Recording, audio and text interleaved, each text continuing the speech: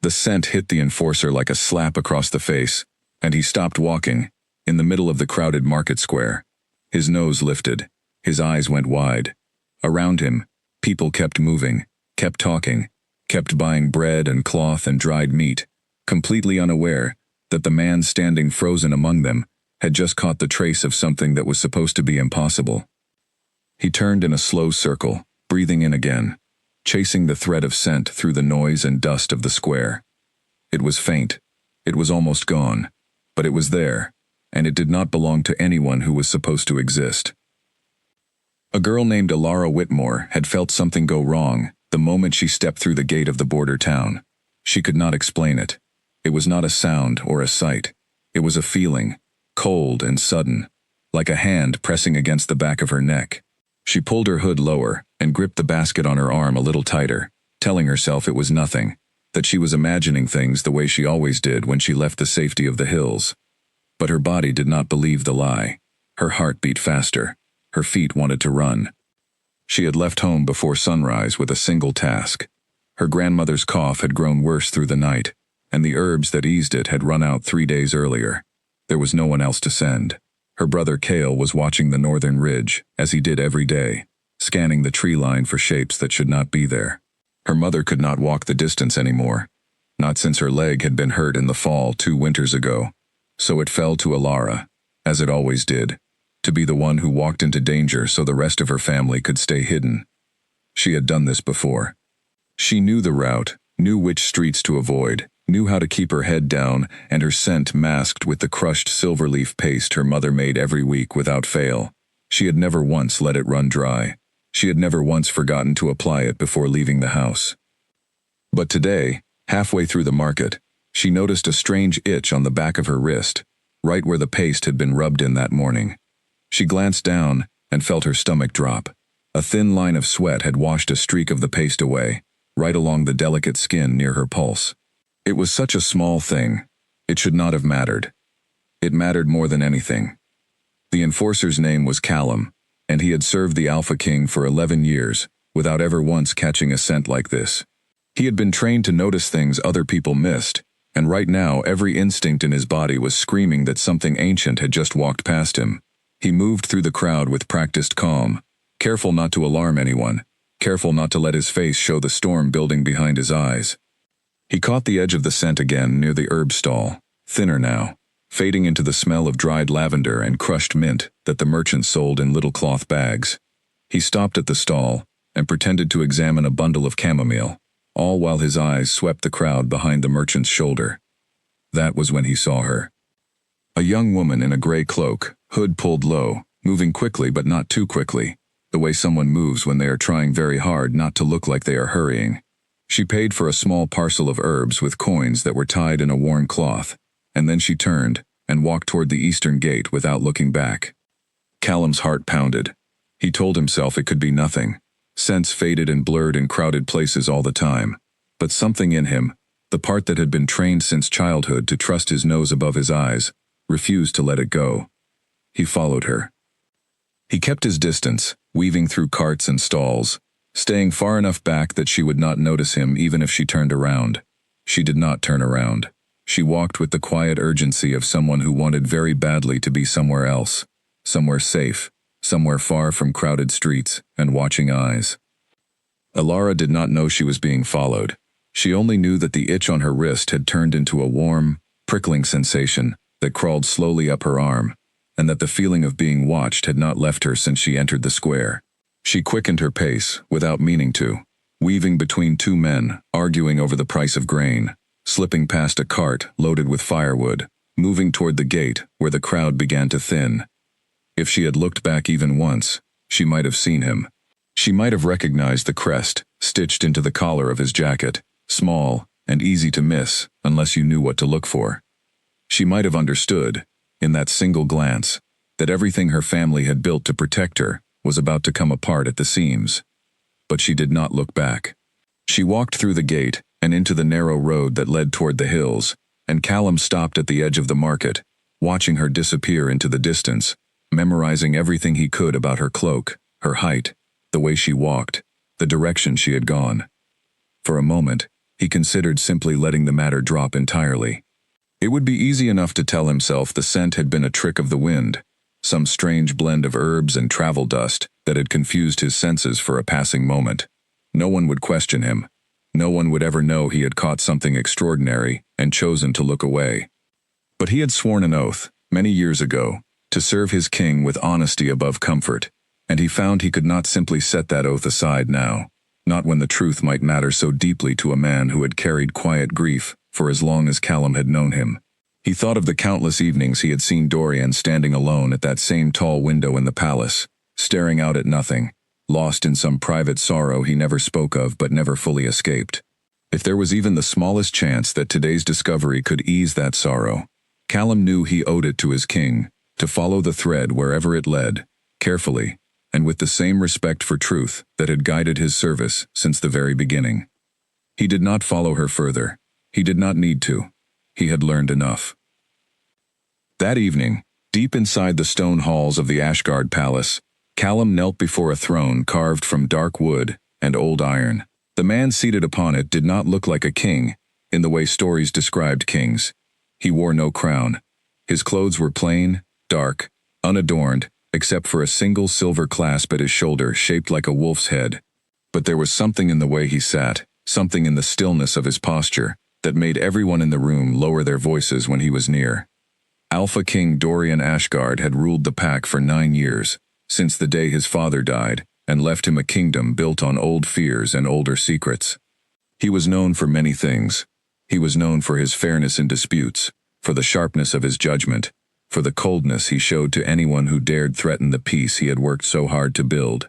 He was also known, though no one spoke of it openly, for a sorrow that never quite left his eyes, even when he smiled. Callum kept his head bowed as he spoke. "My lord, I caught a scent in the border town this morning. It matched nothing in our records, nothing current at least." Dorian's gaze sharpened. "Explain." "It was old," Callum said carefully.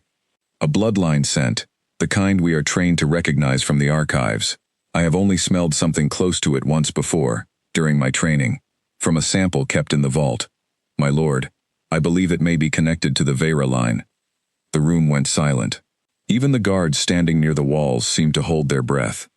The Vera line was not spoken of casually within the pack.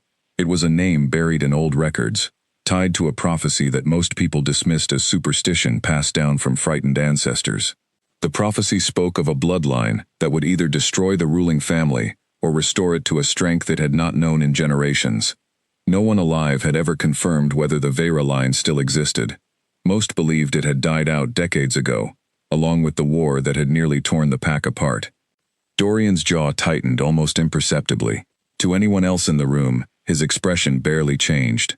But Callum, who had served him long enough to read the smallest shifts in his king's composure, saw something flicker behind his eyes, something that looked almost like memory. "You are certain," Dorian said. It was not quite a question. "As certain as I can be without a direct sample," Callum answered. "The trail was faint, and I lost her at the eastern gate. But my lord, I have never smelled anything like it. Not in 11 years. Dorian rose from his throne, and the movement alone made the guards straighten against the walls. He walked to the tall window that overlooked the training grounds below, his hands clasped behind his back, his eyes fixed on some point far beyond the wall. "Find her," he said finally, quietly. "I want no panic among the pack, and I want no harm to come to her. Whoever she is to be brought before me unharmed and unafraid, if that is possible. Do you understand?" "Yes, my lord." "And Callum." Dorian did not turn around. "Tell no one else what you told me tonight. Not until I understand what this means." Callum bowed and left the hall, already turning over plans in his mind for how to trace a scent that had vanished into the hills. He did not know why his king's voice had softened at the mention of the Vera name, why a man known throughout the land for his unshakable calm had, for just a moment, sounded almost afraid. Alara knew nothing of this conversation as she climbed the narrow path toward home that evening, her basket heavy with herbs, her mind still uneasy from the strange feeling that had followed her through the market. She reached the small stone house, tucked into the hillside, just as the sun began to sink behind the trees, and she found her brother waiting for her at the door, his face tight with worry. "You're late," Kale said, pulling her inside quickly and shutting the door behind her. I was about to come looking for you. I'm fine, she said, though her voice wavered slightly. I just felt strange in the market today, like someone was watching me. Kale's eyes narrowed. He was 3 years older than her, broad-shouldered and quiet, with a seriousness that had settled into him young, ever since their parents first explained why their family had to live differently from everyone else. Watching you how? I don't know. A feeling. Nothing happened. I checked. No one followed me on the road. Their mother appeared in the doorway of the back room, her face pale in the lamplight. Elara, come here. Let me see your arms.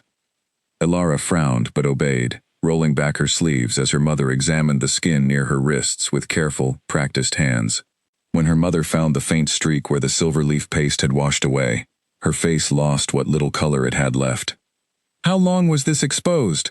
Her mother asked, her voice trembling. I don't know. An hour, maybe less. Mother, what's wrong? Her mother did not answer right away. She turned to Kale instead, and something passed between them, a silent understanding, built from years of shared fear. We need to move the herbs from the cellar, tonight, and Elara is not to leave this house again, until we know it's safe.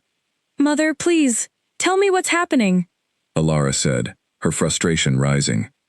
She was 19 years old, and yet she had spent her entire life being handed instructions without explanations, hidden away from a world she barely understood, protected from a danger she had never been allowed to name. I've asked you 100 times why we live like this, why I can't go to the pack gatherings, why I have to hide my scent every single day of my life. I deserve to know. Her mother's eyes filled with something that looked like grief. One day, I promise you will know everything, but not tonight. Tonight we have to be careful, and careful means quiet, and quiet means no more questions until this passes. Elara wanted to argue. She wanted to demand answers the way she had wanted to for years, ever since she was old enough to notice that other children in the distant village ran freely through open fields, while she stayed hidden behind stone walls and thick trees. But the fear in her mother's eyes stopped her. She had never seen her look quite so afraid. That night, after the herbs were moved and the doors were locked and the small fire had burned down to embers, Elara lay awake staring at the ceiling of her small room, listening to the wind move through the trees outside. She thought about the strange itch on her wrist, the feeling of eyes on her back in the crowded market, the way her mother's hands had trembled while checking her skin. She did not know that miles away, in a palace built from stone and old power, a king who had lost someone he loved many years ago was staring out a window into the darkness, wondering if the impossible had somehow become true. She did not know that a search had already begun, quiet and careful, moving slowly toward the hills where she had lived her entire life in hiding. She only knew that something had shifted. The world she had always known, small and closed and careful, had cracked open just slightly, and she could not shake the feeling that nothing would ever be the same again. Outside, an owl called once into the darkness, and somewhere far below the hills, a rider carrying orders from the palace began the long journey toward the border town, carrying with him a description of a gray cloak, and a scent that should not have existed, and a command from the Alpha King himself that she be found, unharmed, and brought before him no matter what it took. Back in the market square, long after Elara had disappeared through the eastern gate, Callum remained standing near the herb stall, turning the discovery over in his mind again and again.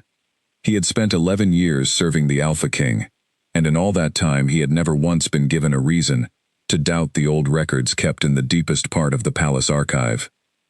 Those records spoke of bloodlines that carried old power, families whose blood had been shaped by the earliest days of the pack, before laws and borders had settled into the world he now lived in. Most of those bloodlines were gone, wiped out by war or by time, or by the slow forgetting that happened to anything left too long in the dark.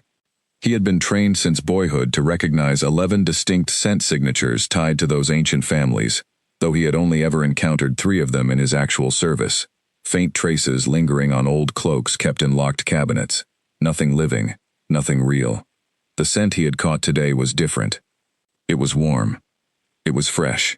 It belonged to someone breathing, someone walking through a crowded market, as though she were no different from anyone else, buying bread or thread or dried meat. He thought about turning back, about following the road she had taken into the hills immediately, but something made him hesitate. If he pushed too quickly, if he frightened whoever this young woman was, she might vanish entirely, disappearing into hills that stretched for miles in every direction, hills that had swallowed entire families during the unrest of the old war, and never given them back. Patience, he reminded himself. Patience and care. That was what his king would want, and more than that, it was what any decent person would want, for someone who had clearly spent her whole life trying not to be noticed. He returned to the small inn, where he had been staying during his rounds through the border towns, and he spent that evening writing careful notes by candlelight, describing everything he remembered about the encounter, the cut of her cloak, the particular unevenness in her walk that suggested nerves rather than any injury, the way she had paid for her herbs quickly, without haggling, the way someone does when they want to be finished with a transaction as fast as possible. Every detail mattered. Every detail might matter to a king who had waited 19 years for a single thread of hope.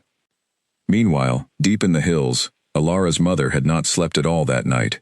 She sat by the small window of the stone house, long after her daughter and son had finally drifted off, watching the tree line for any sign of movement, any flicker of torchlight that might signal soldiers approaching. She thought about the day, 19 years earlier, when her own mother had first explained to her why their family could never live like other families, why they had to keep moving farther and farther from the main village until they found this quiet, forgotten stretch of hillside that no one else seemed to want. She remembered being angry then, the same way Alara was angry now, demanding to know why fate had chosen her family to carry such a heavy and mysterious burden. She remembered her mother's tired eyes, the same tired eyes she now knew she carried herself, and the same careful, incomplete answers that never seemed to satisfy the questions being asked. Perhaps, she thought as she watched the darkness outside, perhaps this was simply the shape their family's love always took. Not open and easy, the way she imagined love looked in other households, but quiet and careful and always, always afraid. She wondered, not for the first time, whether that fear had cost her daughter more than it had ever protected her. By the time the sun began to rise over the hills, painting the sky in pale streaks of gray and gold, Rosalind had made a quiet decision of her own, one she did not yet share with anyone else in the house. If the danger truly was closing in, if the years of careful hiding were finally beginning to unravel, she would not let her daughter face whatever came next without finally understanding why. Whatever the cost, whatever the risk, the silence had gone on long enough. The night stretched on, quiet and cold, while two worlds that had never been meant to touch moved slowly, inevitably, closer together. 3 days passed in the Whitmore household, and every one of them felt heavier than the last. Alara had not been allowed to step past the garden fence since the night her mother found the faint mark on her wrist. She spent her hours grinding herbs for her grandmother's cough, mending torn cloth by the window, and trying not to notice the way Cale kept glancing toward the ridge every time he passed through the room.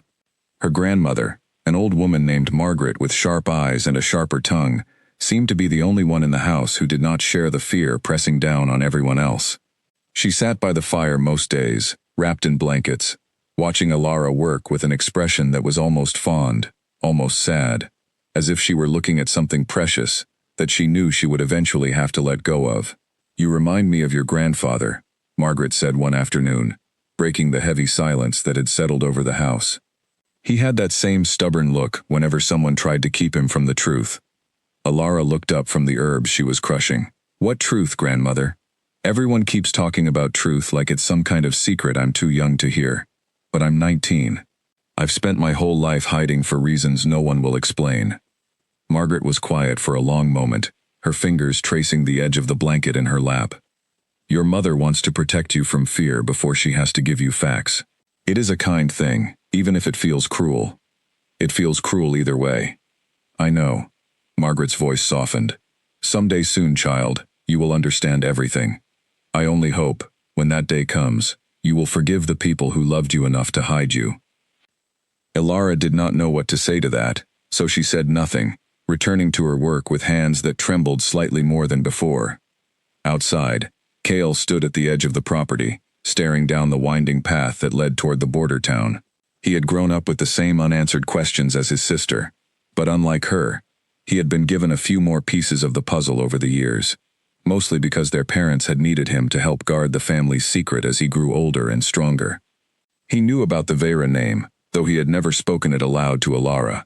He knew about the old prophecy, the war that had happened before either of them were born, the reason their family had chosen to disappear into these quiet hills instead of living among the rest of the pack. He did not know, however, that a rider from the palace had already reached the border town, or that questions were being asked in the market about a girl in a gray cloak who had purchased herbs 3 days earlier.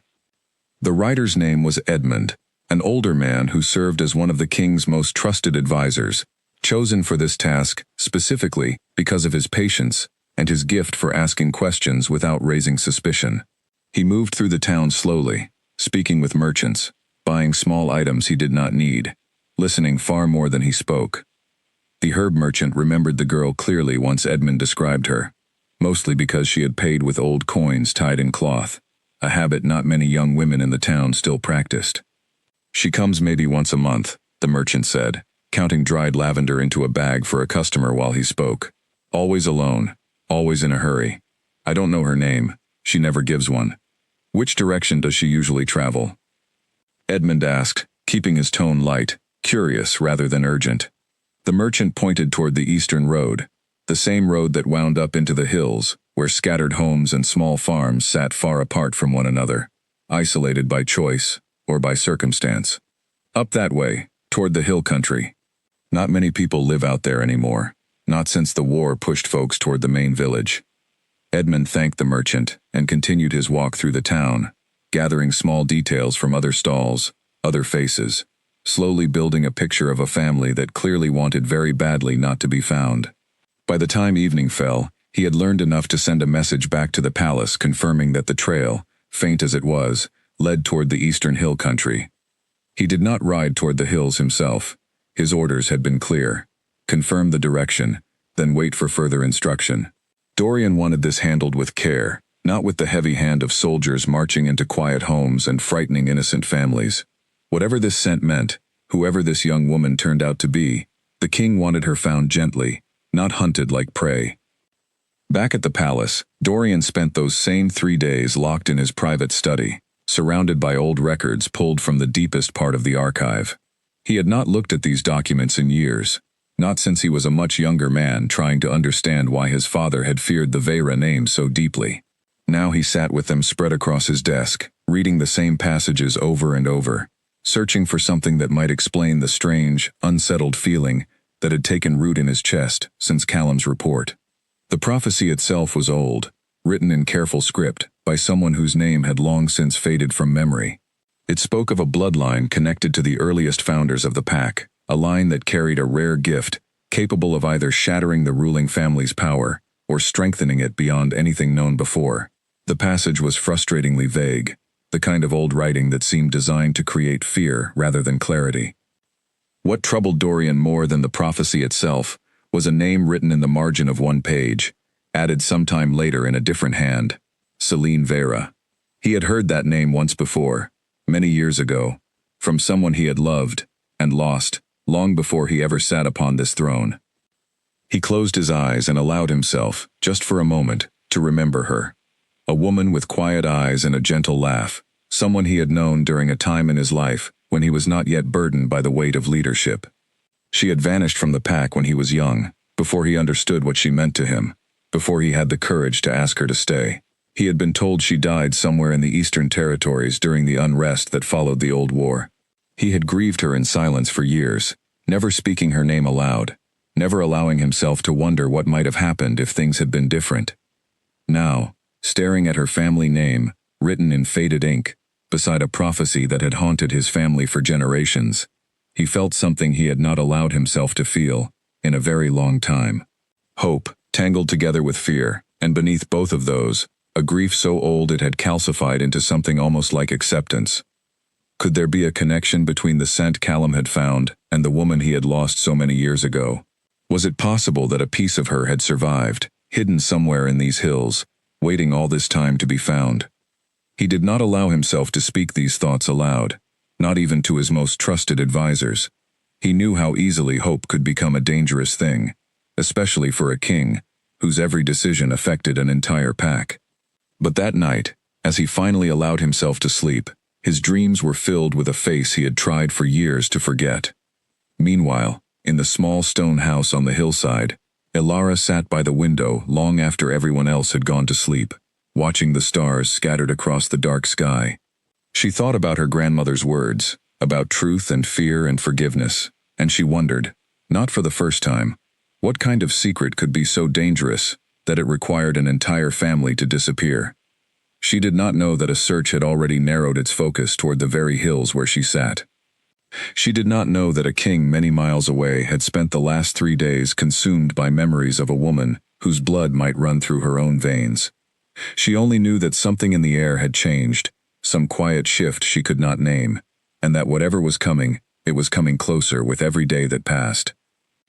Cale found her still awake when he came to check the door locks one final time before retiring for the night.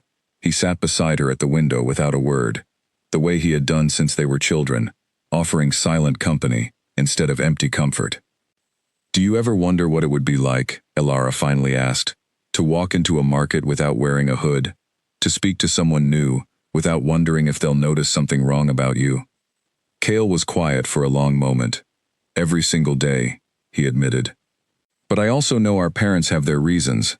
Whatever they're protecting us from, I don't think it's something small." "That's what worries me," Elara whispered.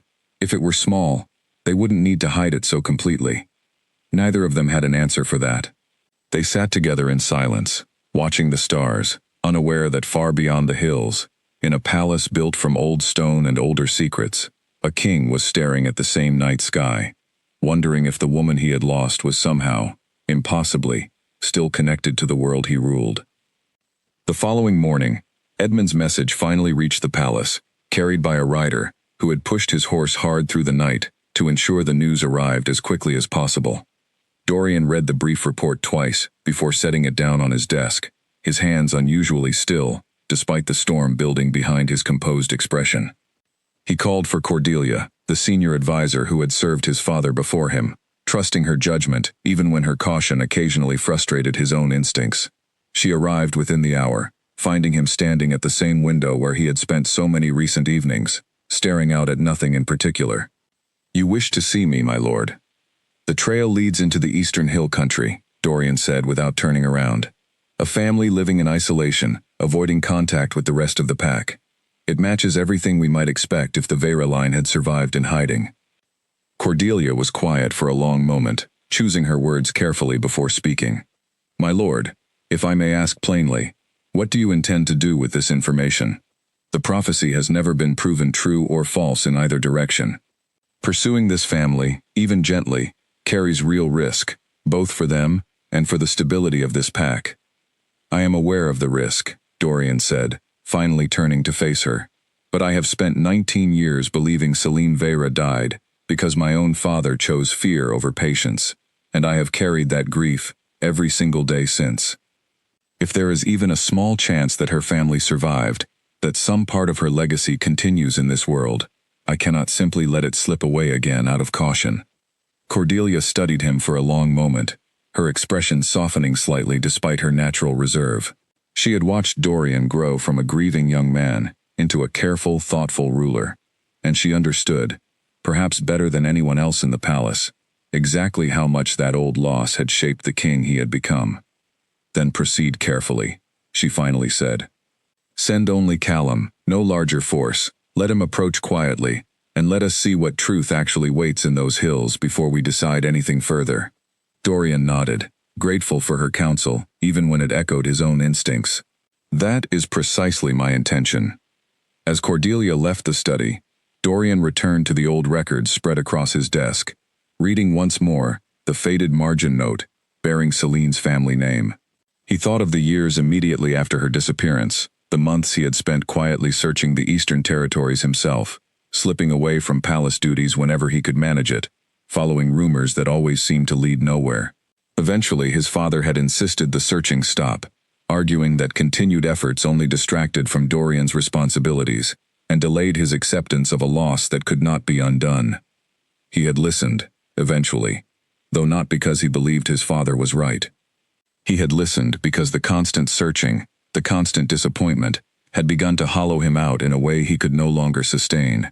He had buried his hope alongside his grief, and told himself, for 19 years, that both were equally impossible to recover. Now, staring at a report describing a hidden family in the hill country, he felt that buried hope stirring again, fragile and uncertain, but undeniably alive. He did not yet know whether it would lead to joy or to fresh sorrow, but for the first time in nearly 2 decades, he found himself unwilling to let fear alone decide which outcome he pursued. A week passed before the next disturbance reached the Whitmore household, and this time it did not arrive quietly. It began with a knock at the door just after sunrise, 3 sharp raps that made everyone in the house freeze in place. Margaret's cough caught in her throat. Cale's hand went instinctively to the knife he kept tucked beneath the floorboard near the hearth. Alara's mother rose slowly from her chair, motioning for Alara to move toward the back room without a sound. But it was only a neighbor, an old farmer named Willem, who lived 2 hills over and occasionally traded eggs for herbs when his own garden fell short. He stood at the door with a basket in his hands and a worried look on his weathered face. "Sorry to come so early," he said, "but I thought you should know. There's been strangers asking questions in town. Not soldiers exactly, but men who move like soldiers, if you understand my meaning. Asking about a young woman with a gray cloak. Someone who buys herbs alone, pays with old coins." The silence that followed felt like it lasted an hour, though it could not have been more than a few seconds. Alara's mother thanked Willem for the warning and sent him on his way with a small bundle of dried mint, her hands shaking only slightly as she did it. The moment the door closed, she turned to face her children with an expression Alara had never seen on her before. Pure, unfiltered terror. "They've found the trail," her mother said quietly. "We need to leave. Tonight." "Leave to where?" Cale asked, already moving toward the back room to begin gathering supplies, years of preparation kicking in without hesitation. "We always said if this happened, we would go to the northern caves." "Yes, the caves. We can stay hidden there until we understand how close they are, how much they know." Alara stood frozen in the middle of the room, her mind racing to catch up with what was happening around her. "Mother, please, you have to tell me what's going on. Who is looking for me? Why does it matter that I bought herbs with old coins?" Her mother took her by the shoulders, her grip firm despite the tremor in her hands. "There is no time for the whole story right now, but I will tell you this much. Your blood carries something rare, something tied to an old prophecy about the ruling family of this pack. There are people who fear what that means, and there is one person in particular who has every reason to want you found. We have spent your entire life trying to keep you away from his notice." "Whose notice?" Alara's voice was barely a whisper. "The Alpha King." The words hit Alara like cold water. She had heard stories about Alpha King Dorian Ashgard her entire life, the same way everyone in the territory had. Stories of his fairness, his strength, his coldness toward anyone who threatened the fragile peace he had built. She had imagined him as a distant figure, someone who existed only in rumors and market gossip, never once imagining that her own hidden life might somehow be tangled up with his. "Why would the Alpha King care about me?" she asked. "I've never done anything. I've never even left these hills except to buy herbs." "It isn't about what you've done," her mother said. "It's about what you are. Please, Alara, there will be time for the full story later. Right now, we need to move before anyone finds this house." They packed quickly, taking only what they could carry, extinguishing the fire and locking the doors out of habit, even though they all understood that locks would mean nothing if soldiers truly came searching. Margaret, despite her cough and her weakened legs, insisted on walking under her own power, refusing to be carried like a burden. Cale led the way through the trees, choosing a path that avoided the main road entirely, cutting instead through dense woodland that few travelers ever bothered with. Alara walked beside her grandmother, matching her slower pace, her mind still spinning from what her mother had revealed, an old prophecy, a rare bloodline. The Alpha King himself, somehow connected to the reason she had spent her entire life hidden away from the world. "Grandmother," she said quietly as they walked, "is it true? What Mother said, about the prophecy?" Margaret's breathing was labored, but her eyes remained sharp even in the dim morning light. "It is true. Your family carries the blood of the Veyra line, a name that has been feared and hunted for generations. Because of an old prediction, written long before any of us were born. Some believe your blood could destroy the ruling family. Others believe it could save it. No one has ever known for certain which is true, and that uncertainty is exactly why your parents chose to hide you rather than risk finding out. But why now?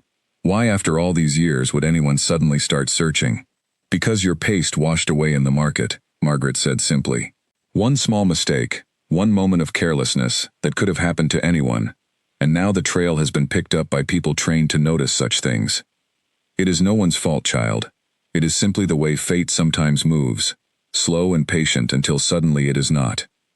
They reached the northern caves by midday, a series of hollowed stone passages tucked into the base of a rocky hillside, hidden behind a thick curtain of vines and overgrown brush that made the entrance nearly invisible unless you knew exactly where to look. Alara's family had stocked this place years earlier, precisely for a situation like this, with blankets, dried food, and enough supplies to last several weeks if necessary. Inside, the air was cool and damp, smelling of stone and earth. Kale lit a small lantern, careful to keep the flame low enough that no light would escape through the cave's narrow entrance. They settled into the main chamber, exhausted from the walk, uncertain of what would come next.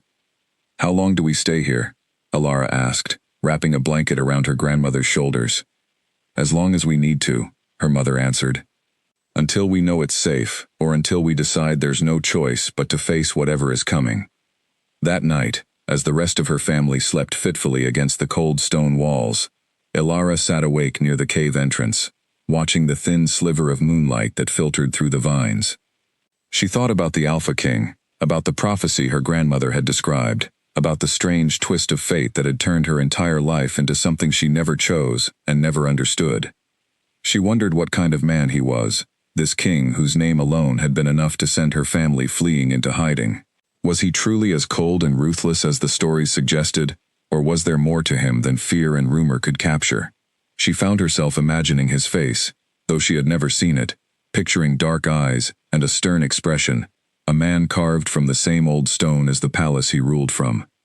She did not know that at that very moment, miles away in that same palace, Dorian sat alone in his study once again, staring at a folded piece of parchment that Edmund had sent from the border town. The message was brief, containing only a description and a direction, but it was enough to send Dorian's heart racing in a way he had not felt in years. A young woman, gray cloak, seen occasionally in the border market, believed to reside somewhere in the eastern hill country, with an extended family, who appear to actively avoid contact with the rest of the pack. He read the words again and again, searching for some detail that might confirm or deny the hope that had taken root in his chest since Callum's first report. He thought of Celine, of the years he had spent believing she was gone forever, of the grief he had buried so deeply that he sometimes forgot it was still there, waiting beneath the surface of every quiet moment. Could this young woman be connected to her? Could fate truly be so strange as to hand him a second chance at something he thought he had lost forever? He called for Callum that same night, his voice steady despite the storm of emotion churning beneath his composed exterior. "I want a small team, no more than 3, moving quietly into the hill country at first light. No armor, no weapons drawn, nothing that might frighten an innocent family into doing something dangerous. I want this handled with absolute care, Callum. Do you understand me?" "Yes, my lord. And Callum, if you find her, if you find any of them, you are to bring word to me directly, before anyone else knows. I do not want this becoming a matter for the entire pack, until I understand what it means myself."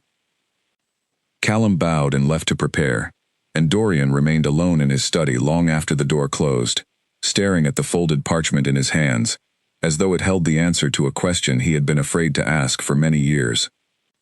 By morning, 3 riders left the palace grounds, moving quietly toward the hill country where a family hid in a cave they believed was safe, unaware that the very man they feared most was no longer content to wait for answers to come to him. He was coming to find them himself, driven not by the cold ambition the stories claimed defined him, but by a fragile, desperate hope that refused to be silenced, no matter how many years had passed. The hills stretched wide and quiet under the morning sun, holding within them a family desperate to remain hidden, and a king desperate to find something he had long believed lost forever. Neither side yet understood how close they truly were to colliding, or how completely that collision would change everything they thought they knew about the world and about each other. Inside the northern caves, morning brought little comfort. Alara woke stiff and cold from a night spent on hard stone, her mind still churning with everything Margaret had told her. She found her grandmother already awake, sitting near the cave entrance, where thin morning light filtered through the vines, her expression distant, lost somewhere in memories decades old. "Tell me more," Alara said quietly, settling beside her. "About Celine, about what it was like before all of this." Margaret smiled faintly, though sadness lingered behind her eyes. "She was younger than me by 3 years, always the braver of the two of us. When we were children, she used to climb the tallest trees in our old village, just to prove she could, while I stood below worrying she would fall and break her neck. She never did, of course. She had a way of landing on her feet, no matter how reckless her choices seemed." "Did she know about the prophecy, about what our family carried?" "She knew," Margaret said. "Our mother told us both when we came of age, the same way I eventually told your mother, the same way your mother will one day have told you, had circumstances allowed it to happen more gently. Celine was never frightened by it the way I was.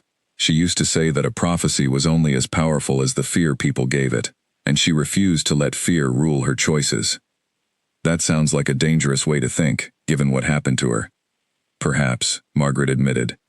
"Or perhaps it simply means the world was not yet ready for someone brave enough to test the old fears directly. I have wondered, many times over the years, whether things might have turned out differently if she had been more cautious, or whether caution would have simply delayed the same painful ending." Alara considered this, watching the thin light shift as clouds passed overhead beyond the cave entrance. What was the young man like? The one who would become Alpha King? Margaret's expression grew fond, remembering. Gentle, in a way most people never expected from someone destined to rule a pack as large as ours. He used to bring Celine wildflowers, silly little bouquets picked from the palace gardens, and she kept them pressed between the pages of an old book, long after they had wilted. I remember thinking, even then, how strange it was that someone born into such power could still carry such softness in his heart. "Do you think he still carries that softness?" Margaret was quiet for a moment before answering. "I do not know, child. 19 years is a long time, and grief has a way of hardening even the gentlest hearts. But if Callum's words carry any truth, if this king truly fears the line is gone, rather than hoping to destroy it, then perhaps some part of that gentleness survived after all." Their conversation was interrupted by Cale, who returned from a brief scouting trip along the ridge above the caves, his expression tense. "No sign of anyone following," he reported, "but I don't like how exposed we are here. If they truly are searching, this hillside won't remain hidden forever." Rosalind, who had been quietly listening from across the chamber, finally spoke, her voice heavy with the weight of a decision she had clearly been turning over in her mind for hours. "We cannot keep running forever, not with your grandmother's health declining, and nowhere safe left to run to. If the king truly seeks understanding, rather than harm, perhaps the wisest choice is not to disappear further into hiding, but to finally step forward on our own terms, before soldiers force our hand instead." The suggestion hung heavy in the cave's cool air, a possibility none of them had dared speak aloud until now. Alara felt her heart pound at the thought, equal parts terror, and something that almost resembled hope. For the first time in her life, the idea of being found did not feel entirely like a nightmare. It felt, strangely, like it might also be a chance. The 3 riders moved through the hill country with careful patience, stopping at every scattered farmhouse and cottage along the way, asking simple questions that seemed harmless on the surface. Callum led them, his eyes constantly scanning the tree line, his nose testing the air for even the faintest trace of the scent that had first alerted him back in the market square. They found nothing for 2 full days. The hill country was vast, dotted with homes spread far apart from one another, many of them abandoned since the old war had pushed most families toward the safety of the main village. Whoever this family was, they had chosen their hiding place well. On the 3rd day, Callum caught it again. Faint, almost imperceptible, carried on a breeze that drifted down from a rocky hillside covered in thick brush and tangled vines. He stopped his horse and raised a hand, signaling the other 2 riders to halt behind him. "There," he said quietly, pointing toward the hillside. "The scent is coming from there. They dismounted and approached carefully, moving through the brush with practiced silence until they found the hidden entrance to the caves, cleverly disguised behind hanging vines that would have fooled anyone, not specifically searching for a hidden passage. Callum crouched at the entrance, listening, catching the faint sound of voices from somewhere deep within the stone tunnels. Inside the cave, Alara had been helping her mother sort through their dwindling supplies when Kale suddenly went rigid, his head turning sharply toward the entrance. "Someone's here," he whispered. The family fell silent instantly, years of practice allowing them to move without a sound, extinguishing the lantern and pressing themselves against the far wall of the chamber. Alara's heart pounded so loudly, she was certain it could be heard outside the cave. Her mother gripped her hand tightly, and in the darkness, Alara could feel her trembling. Callum stepped through the vines and into the entrance of the cave, his eyes adjusting slowly to the dim light. He held both hands open at his sides, a gesture of peace that he hoped would be understood even in the shadows. "I mean no harm," he called out, his voice carrying clearly through the stone passage. "My name is Callum. I serve Alpha King Dorian Ashgard, and I have been sent to find a family that may be in danger, not to punish anyone, not to bring harm to anyone. Please, if you can hear me, know that no weapon will be drawn here today." Silence answered him for a long moment. Then, from the darkness, Alara's mother's voice emerged, tight with fear but steady. "We have done nothing wrong. Why does the Alpha King send men to hunt us in caves?" "He does not seek to hunt you," Callum said carefully. "He believes your family may carry a bloodline connected to history he cares about deeply, a history that involves someone he lost many years ago. He wants only to speak with you, to understand the truth. I swear to you, on my honor and my service to him, that his intention is not to harm anyone in this cave." Kale stepped forward slightly, positioning himself between the entrance and the rest of his family, his posture protective despite the clear disadvantage of facing armed strangers in the dim cave light. "Forgive us if we do not simply trust the word of a stranger, sent by a king we have spent our entire lives avoiding." "That is fair," Callum said, and something in his tone suggested genuine understanding rather than mere diplomacy. "I will not force you to come with me. I will not force you to do anything, but I will tell you this. The Alpha King himself will be arriving in this region within the week. He has chosen to come personally, rather than send only soldiers, because he believes this matter deserves more care than a simple order could provide. If you wish to remain hidden, that is your choice, and I will report only that the trail went cold. But if there is truth in your family's blood, truth about the Vera line, I believe he deserves the chance to know it, and I believe you deserve the chance to finally live without fear." The name Vera hung in the cave's cool air, and Alara felt her mother's grip tighten painfully around her hand. No stranger, no enforcer, no soldier should have known that name, unless the palace itself had already connected the pieces. "How do you know that name?" her mother asked, her voice barely above a whisper. "Because the Alpha King has spent years studying old records, searching for any sign that the line survived," Callum answered honestly. "He does not seek to destroy it. If anything, my lord fears more than anyone that the line might truly be gone forever." After a long silence, Alara's mother finally spoke again, her voice heavy with the exhaustion of years spent running from a fear she had never fully understood herself. "We need time. Time to think. Time to decide what is best for my family." "You may have it," Callum said. "I will return to the palace and report that I found no trace of anyone in these hills, but I would encourage you, when you are ready, to send word through the border town. Ask for me by name, and I will make certain it reaches the king directly, quietly, without fear of soldiers or punishment." He left as quietly as he had come, disappearing back through the vines and down the hillside, leaving the family alone in the darkness of the cave, with a decision that would change everything about the careful, hidden life they had built. For a long while, no one spoke. Then Margaret's voice broke the silence, calm and steady despite her frailty. "Perhaps it is time," she said. "Perhaps we have hidden long enough." "Mother," Alara's mother said sharply, turning toward Margaret in the darkness. "You know what could happen if we're wrong about him. You know what happened before." "I know," Margaret said gently, "but I also know that hiding forever is not truly living, and Alara deserves more than a life spent in shadows. Look at her, 19 years old, and she has never once walked freely under the sun without fear. Is that truly the life you want for her? even if it means safety. Elara looked between her mother and grandmother, feeling suddenly like the weight of an impossible decision had been placed on shoulders far too young to carry it. "I want to understand," she said quietly. "I want to know the truth about myself, even if that truth is frightening. I would rather know than spend the rest of my life wondering."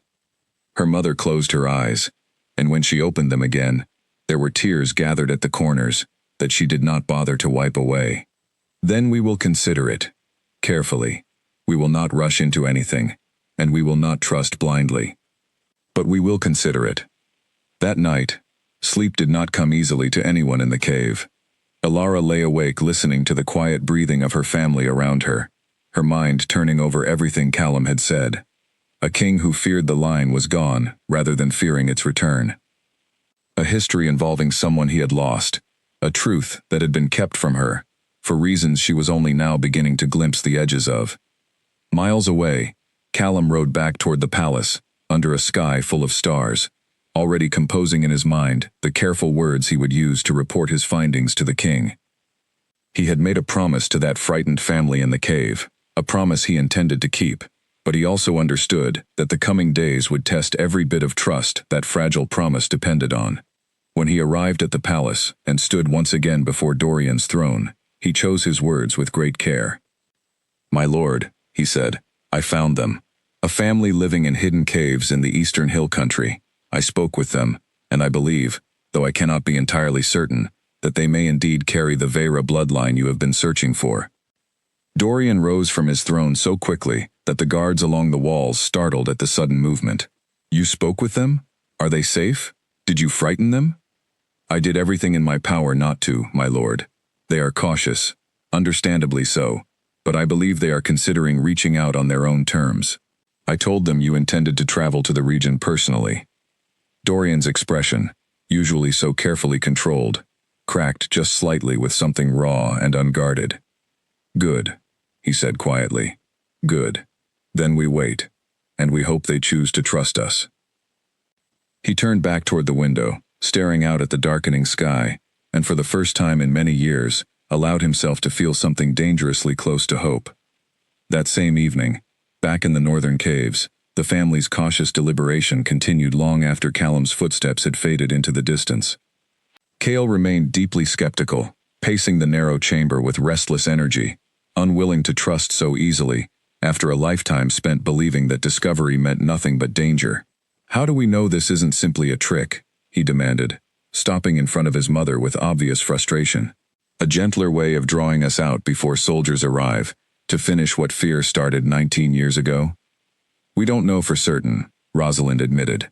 "But consider this, Cale. If the king truly wished to destroy us, he would not have sent one man alone, with empty hands and careful words. He would have sent soldiers with orders to capture, not conversation and patience. Unless patience is simply a more effective strategy for capturing people who might otherwise flee and disappear entirely," Cale countered. Margaret, listening quietly from her place against the cave wall, finally spoke, her voice carrying the calm authority of someone who had lived through fear, long enough to recognize when caution had become its own kind of prison. "Cale, I understand your fear. I have carried the same fear myself for most of my life. But consider what continuing to hide would actually accomplish. Your sister has never once experienced a life without fear.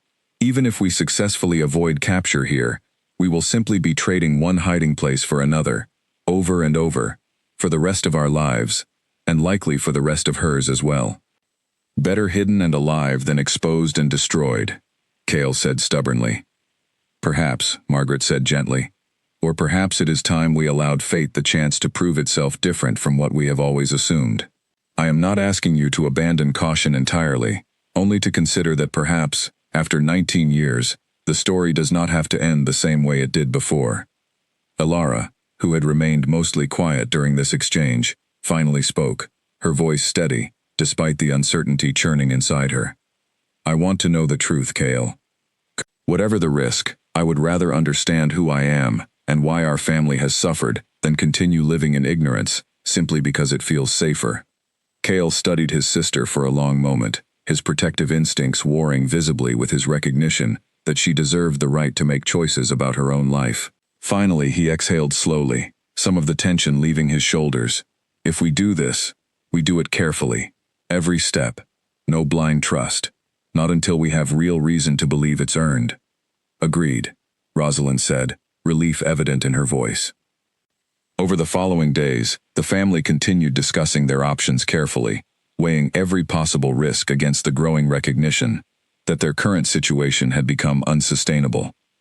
Margaret's cough worsened steadily in the cold, damp air of the caves, and Rosalind grew increasingly convinced that remaining hidden any longer might cost them more than discovery ever could. Meanwhile, in the border town, Callum kept his promise, reporting to the palace only that the trail had grown cold, buying the family precious time to make their decision without the pressure of soldiers closing in around them. He found himself, somewhat to his own surprise, genuinely hoping they would choose to trust the king, not out of duty alone, but because something about the frightened voices he had heard echoing from that dark cave had stayed with him long after he left the hillside behind. 5 days passed inside the cave, each one stretching longer than the last, filled with quiet arguments and careful deliberation. Alara's mother, whose name was Rosalind, spent hours pacing the narrow chamber, weighing every possible outcome of reaching out to the palace. Cale remained cautious, unwilling to fully trust a promise made by a stranger, no matter how sincere Callum had sounded. Margaret, growing weaker by the day despite everyone's best efforts, urged patience, but also urged courage, reminding her daughter gently but firmly that fear could not be allowed to rule every decision forever. It was Margaret's declining health, more than anything else, that finally tipped the balance. Her cough had worsened considerably since they fled the house, and the herbs they carried with them were not enough to properly treat her. She needed proper care, warmth, and rest, in a real bed, none of which the cold stone cave could provide. "We cannot stay here," Rosalind finally admitted one evening, watching her mother struggle through another fit of coughing. "Whatever risk exists in reaching out, the risk of staying here grows worse every day." Alara, who had spent the past 5 days turning over every possible question she wanted answered, felt a strange mixture of fear and relief at her mother's words. "Then we send word," she said. "We ask for Callum, the way he told us to." Cale was quiet for a long moment, before finally nodding, his reluctant agreement carrying the weight of someone who understood there were no good options left, only different degrees of risk. "I'll go into the border town at first light. I'll find him and deliver the message myself." The next morning, Cale made the journey alone, moving carefully through paths he had memorized since childhood, avoiding the main roads where soldiers or curious travelers might notice him.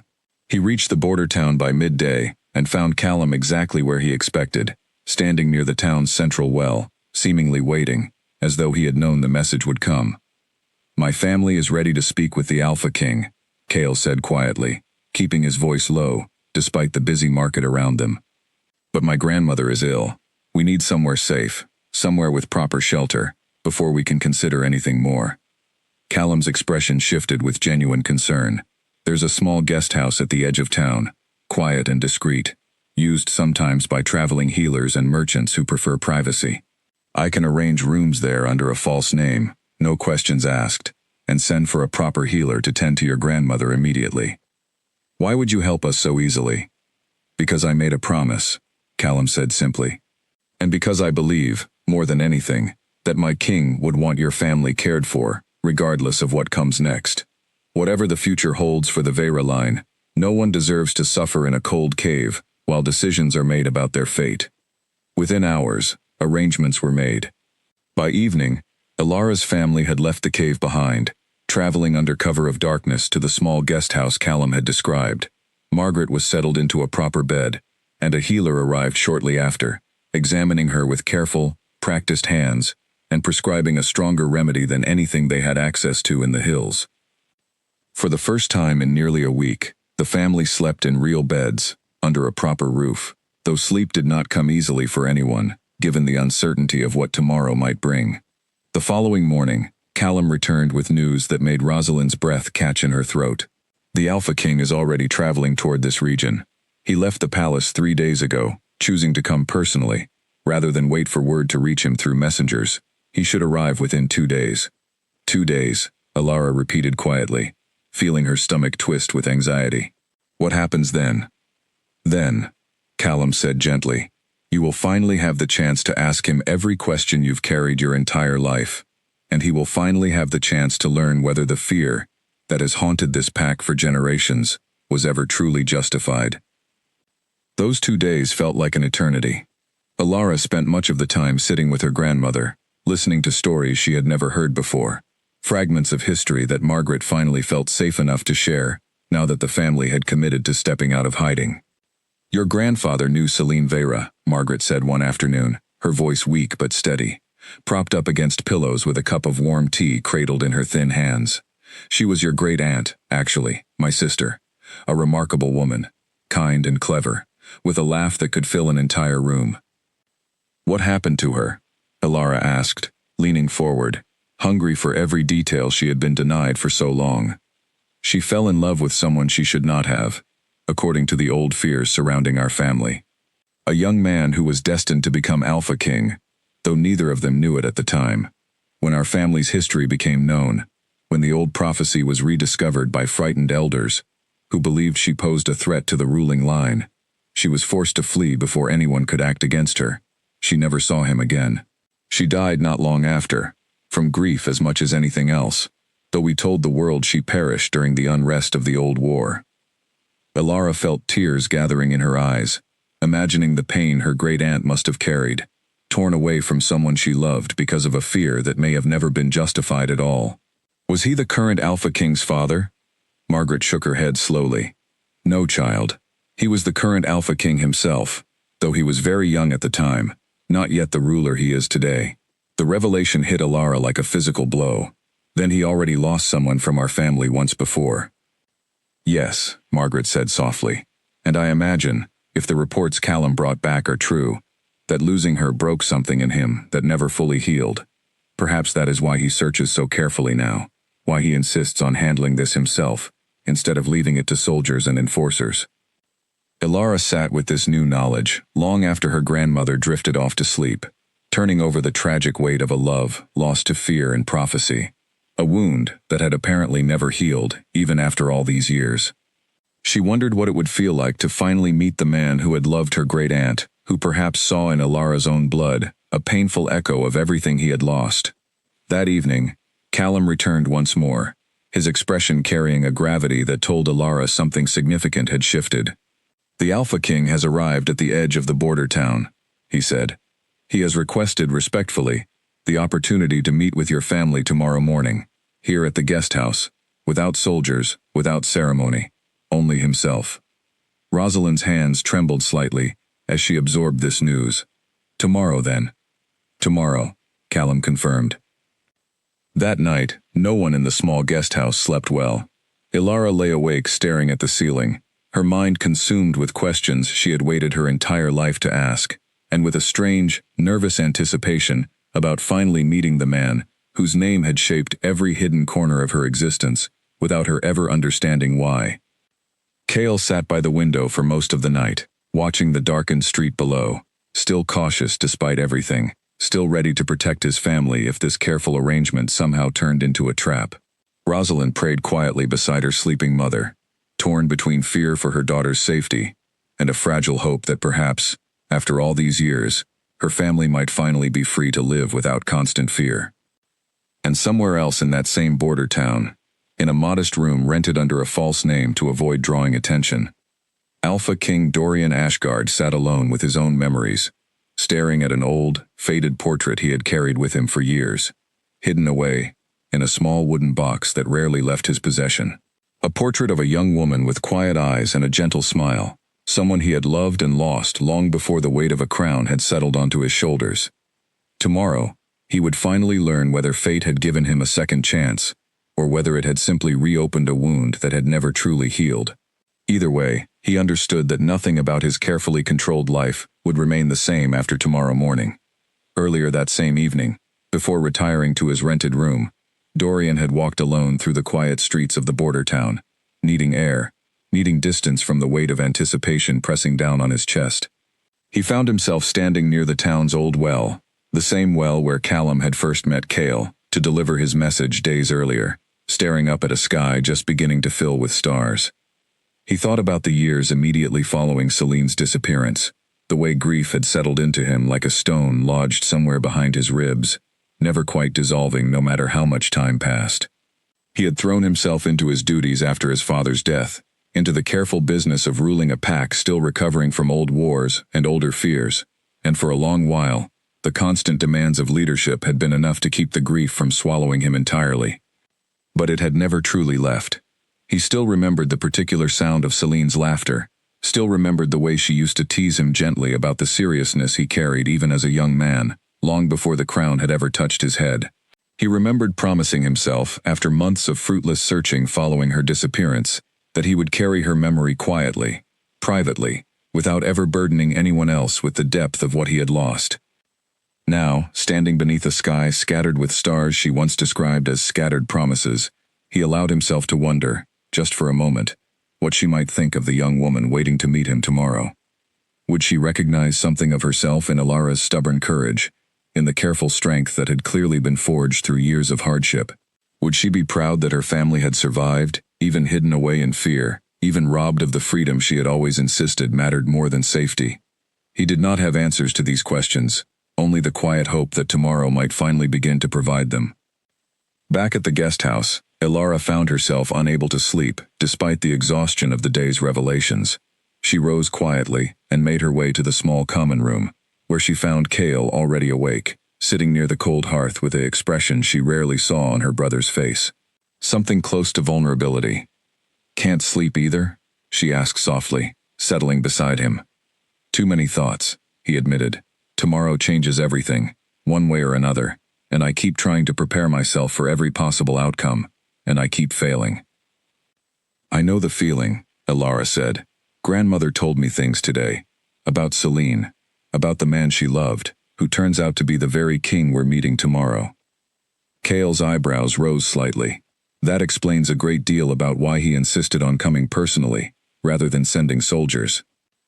"I think," Elara said slowly, working through the thought as she spoke it aloud, "that he's been carrying the same kind of hiding we have, just in a different form. Hiding his grief, instead of hiding his existence. Maybe that's why Callum trusted us enough to help. Maybe some part of him recognized what real fear looks like, even from someone as powerful as a king." Cale considered this for a long moment, before finally nodding slowly. "Perhaps. I still intend to remain cautious tomorrow, regardless of whatever history exists between him and our family." "I wouldn't expect anything less from you," Elara said, managing a small, tired smile. They sat together in comfortable silence for a while longer, two siblings, raised in shadow, now standing at the threshold of something entirely unknown, bound together by years of shared fear, and, increasingly, by a fragile thread of hope neither of them fully understood yet, but both were beginning, cautiously, to trust. Eventually, Cale retired to rest, leaving Elara alone with her thoughts once more. She wandered to the small window overlooking the quiet street below, watching the town settle into its nighttime stillness, lanterns flickering out one by one in distant windows. She thought about the strange path that had brought her here, from a hidden hillside to this small guest house on the edge of everything she had ever known, and she wondered what kind of person she might become, once fear no longer shaped every choice she made. She thought, too, about the woman whose name she had only just learned in full, Celine Vera, her great-aunt, someone whose courage had apparently cost her everything, and yet whose memory had somehow guided fate back toward Elara's family after 19 years of silence.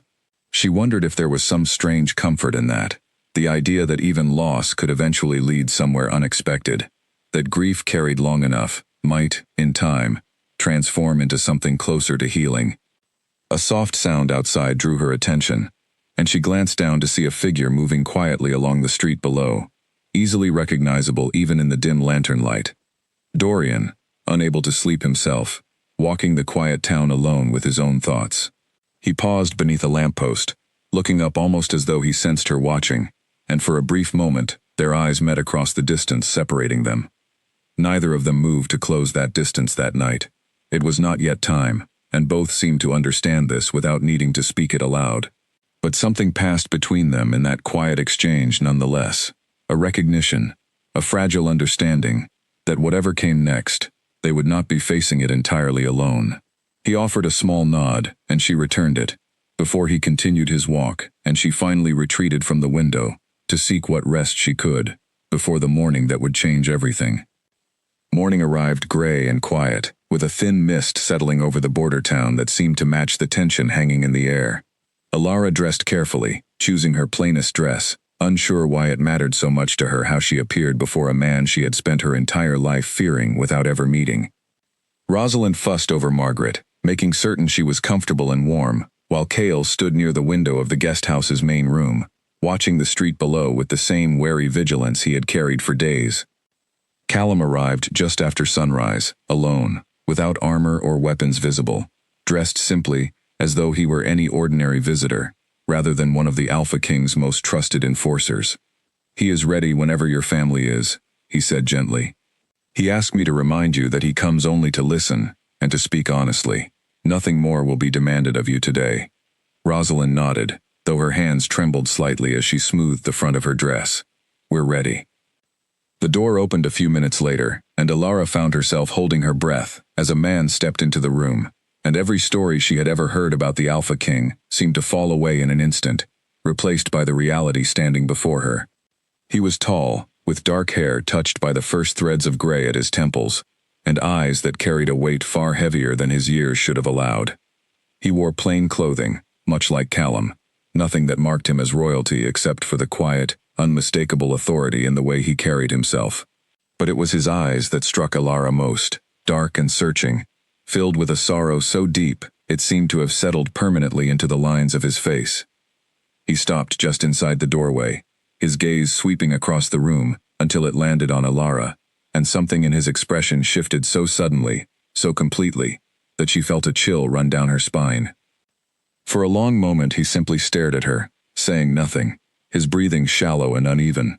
Alara did not understand what she saw in his face, some strange mixture of recognition, and grief, and disbelief that seemed to overwhelm him entirely. "Forgive me," he finally said, his voice rough with an emotion he clearly struggled to contain. "You look so much like someone I once knew, that for a moment, I forgot how to speak." "Celine Veyra," Margaret said quietly from her bed near the corner of the room. "My sister." Dorian's eyes moved slowly to Margaret, and something in his expression softened even further. "You knew her." "I was her sister," Margaret said, "and this young woman is her great niece, the last of our line, hidden away her entire life, because our family feared what your ancestors might do if they discovered her existence." Dorian was quiet for a long moment, absorbing this information with visible difficulty. When he finally spoke again, his voice was steady, but carried an undeniable weight of emotion beneath the surface. "I have spent 19 years believing Celine died during the unrest that followed the old war. I mourned her as though she were gone from this world entirely, and I built a life around that grief without ever knowing the full truth. She did die," Margaret said gently, though not in the war itself. "She died of a broken heart, separated from someone she loved by fear and old superstition that was never truly justified. Our family fled shortly after, and we have lived hidden ever since, terrified that history would repeat itself if anyone discovered we still carried her blood."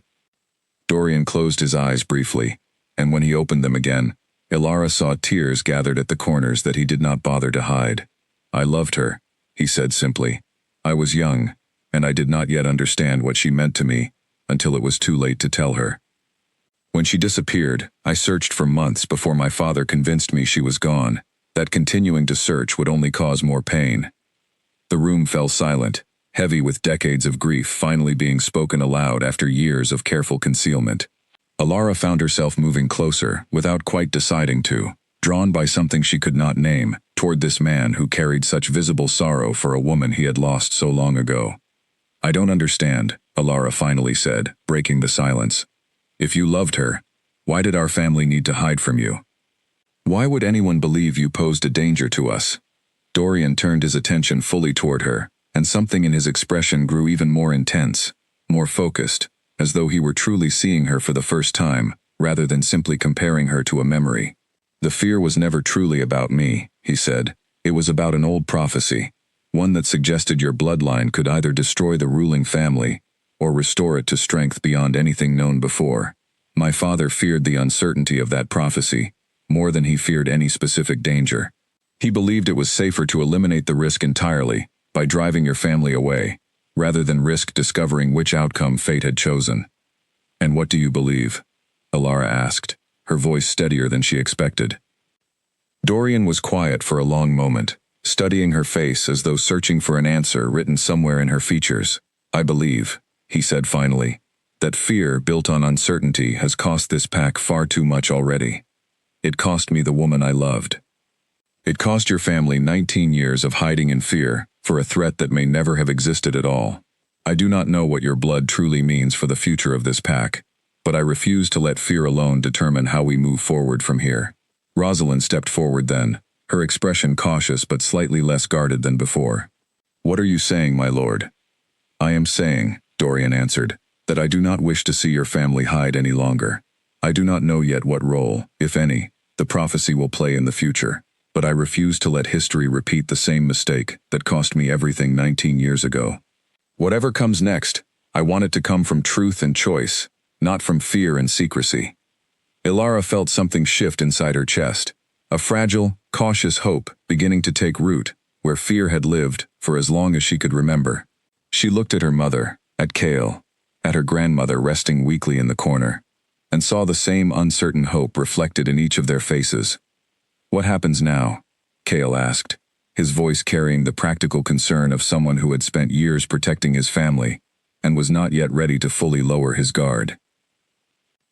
Now, Dorian said, I would ask that your family return with me to the palace, not as prisoners, not as subjects of suspicion, but as guests, under my direct protection. I cannot promise that every member of the pack will welcome this news easily. Old fears do not disappear overnight, but I can promise that no harm will come to any of you while you remain under my protection, and I can promise that I will work to help the pack understand the truth, rather than continue to fear old shadows. Rosalind looked toward Margaret, silently seeking her mother's guidance one final time. Margaret, weak but resolute, gave a small nod. It is time, she said softly. Time to stop hiding and start living, whatever that living may look like. And so, with cautious hope replacing years of fear, the Whitmore family agreed to leave the shadows behind and return with the Alpha King to the very palace they had spent their entire lives avoiding, unaware that not everyone within those palace walls would welcome the news of their arrival with the same open heart that Dorian had shown them. Before they departed the guest house, Dorian asked for a private moment with Elara, stepping just outside into the quiet morning air, while the rest of her family finished gathering their few belongings. He seemed hesitant in a way that surprised her, this powerful king who commanded an entire pack, suddenly appearing almost uncertain in her presence.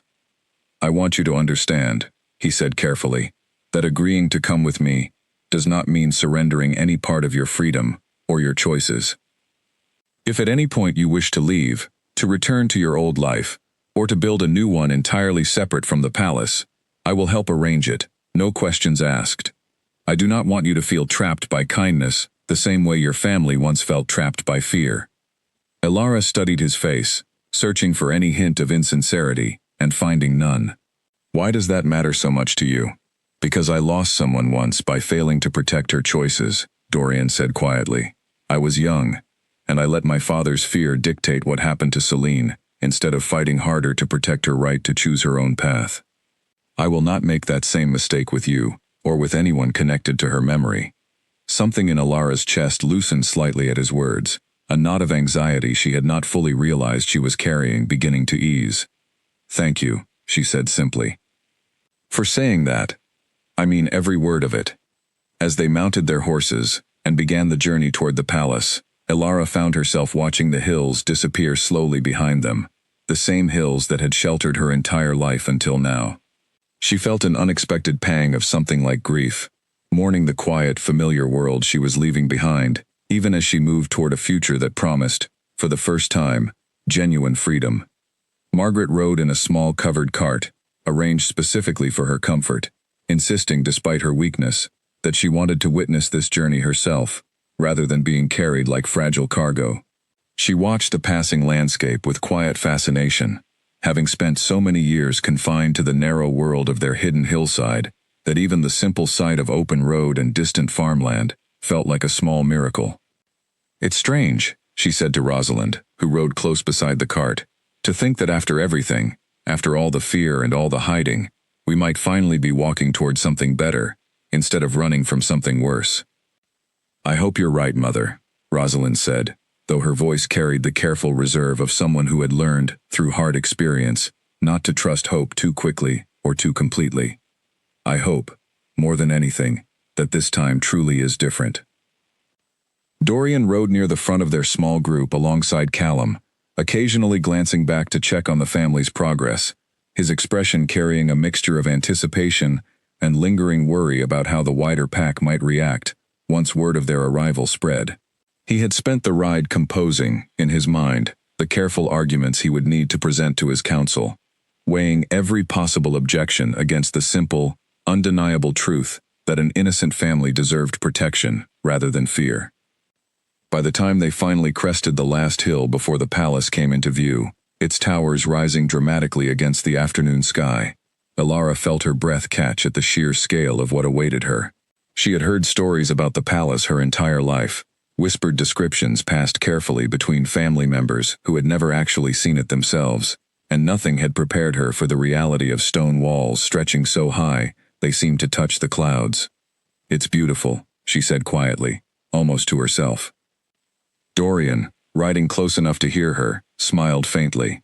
"I hope in time, it will feel less like a beautiful building and more like a home."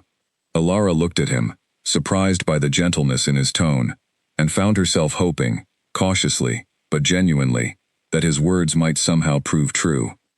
The journey to the palace took 2 full days, traveling slowly to accommodate Margaret's weakened condition, moving along quiet roads that Dorian personally chose to avoid unnecessary attention.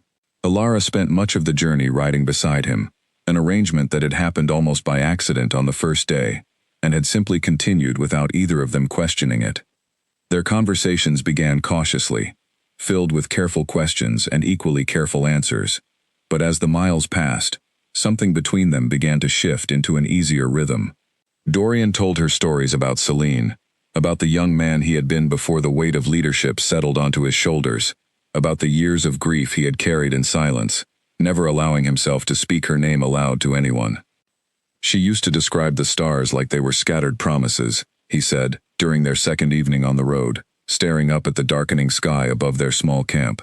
"She said every star represented something someone had once hoped for, and that was why they never truly disappeared, even after the person who hoped for them was gone." Elara felt something warm settle in her chest at the image, imagining her great-aunt's gentle wisdom passed down through a memory she had never known existed until now. "I wish I could have known her." "In many ways," Dorian said quietly, studying her face in the firelight, "I feel as though I am glimpsing pieces of her every time you speak, the way you tilt your head when you're thinking, the stubborn set of your jaw when you disagree with something. It is strange and wonderful and painful, all at once." Elara did not know how to respond to that, so she simply sat in comfortable silence beside him, watching the fire crackle between them, feeling a connection forming that she had never expected and did not fully understand. Cale watched these interactions with a wary eye, still not entirely convinced that trusting the Alpha King was the wisest choice, despite everything he had witnessed so far. He pulled Elara aside on the final night before they reached the palace, his expression serious. "Be careful," he warned quietly. "I don't doubt his sincerity, not after everything we've seen, but he is still the Alpha King. His decisions are rarely his alone to make, and not everyone in that palace will welcome us with open arms." "I know," Elara said, "but for the first time in my life, Cale, I feel like I'm finally moving towards something, instead of running away from it. Even if it's frightening, I would rather face it honestly than keep hiding in the shadows forever." Cale studied her for a long moment before finally nodding, his protective instincts warring with his recognition that his sister deserved the chance to make her own choices about her own life. "Just promise me you'll be careful. Promise me you won't let hope make you forget caution entirely." "I promise." They arrived at the palace on the afternoon of the 3rd day, and Elara found herself overwhelmed by the sheer scale of the stone structure rising before them, towers stretching toward the sky, banners bearing the wolf's head crest snapping in the wind. She had spent her entire life hidden in small stone houses and quiet caves, and now she stood at the entrance of a palace that had haunted her family's fears for generations. Dorian arranged for them to be settled into a private wing of the palace, away from the busier public areas, with guards posted not to imprison them but to protect their privacy from curious eyes, until he had the chance to properly address the situation with his advisors and the wider pack. That evening he called together his closest council, a group of 5 advisors who had served him faithfully throughout his reign, to explain the situation and seek their counsel on how best to proceed. Edmund, the same advisor who had first confirmed the trail leading toward the hill country, listened carefully as Dorian explained everything, from Callum's initial discovery to the family's history connected to Celine Vera. "My lord," Edmund said carefully, once Dorian finished speaking, "I understand the personal significance this holds for you, but you must understand that many within the pack still fear the old prophecy deeply. There are those who will see this young woman not as an innocent survivor of unjust fear, but as a genuine threat that must be addressed before it grows into something dangerous." "I am aware of that concern," Dorian said, his voice firm, despite the exhaustion visible in his eyes. "But I refuse to let fear alone dictate how we treat an innocent family who has done nothing wrong except carry blood they never chose to be born with. I intend to address the pack directly, to explain the situation honestly, and to make clear that this family remains under my protection." Another advisor, a stern older woman named Cordelia who had served since the reign of Dorian's father, leaned forward with obvious concern. "My lord, forgive my bluntness, but such a public declaration carries significant risk. If the pack reacts poorly, if fear spreads faster than reason, you may find yourself facing opposition from unexpected corners. There are ambitious individuals within this pack who would seize any opportunity to challenge your authority, and framing this young woman as a potential threat, whether fairly or not, could provide exactly the kind of opportunity they've been waiting for."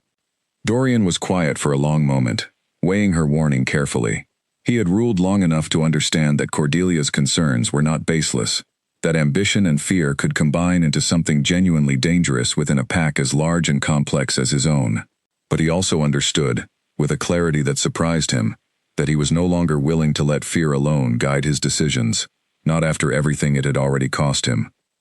"I understand the risk," he said finally, "and I will address it carefully, with reason and evidence rather than simply demanding acceptance.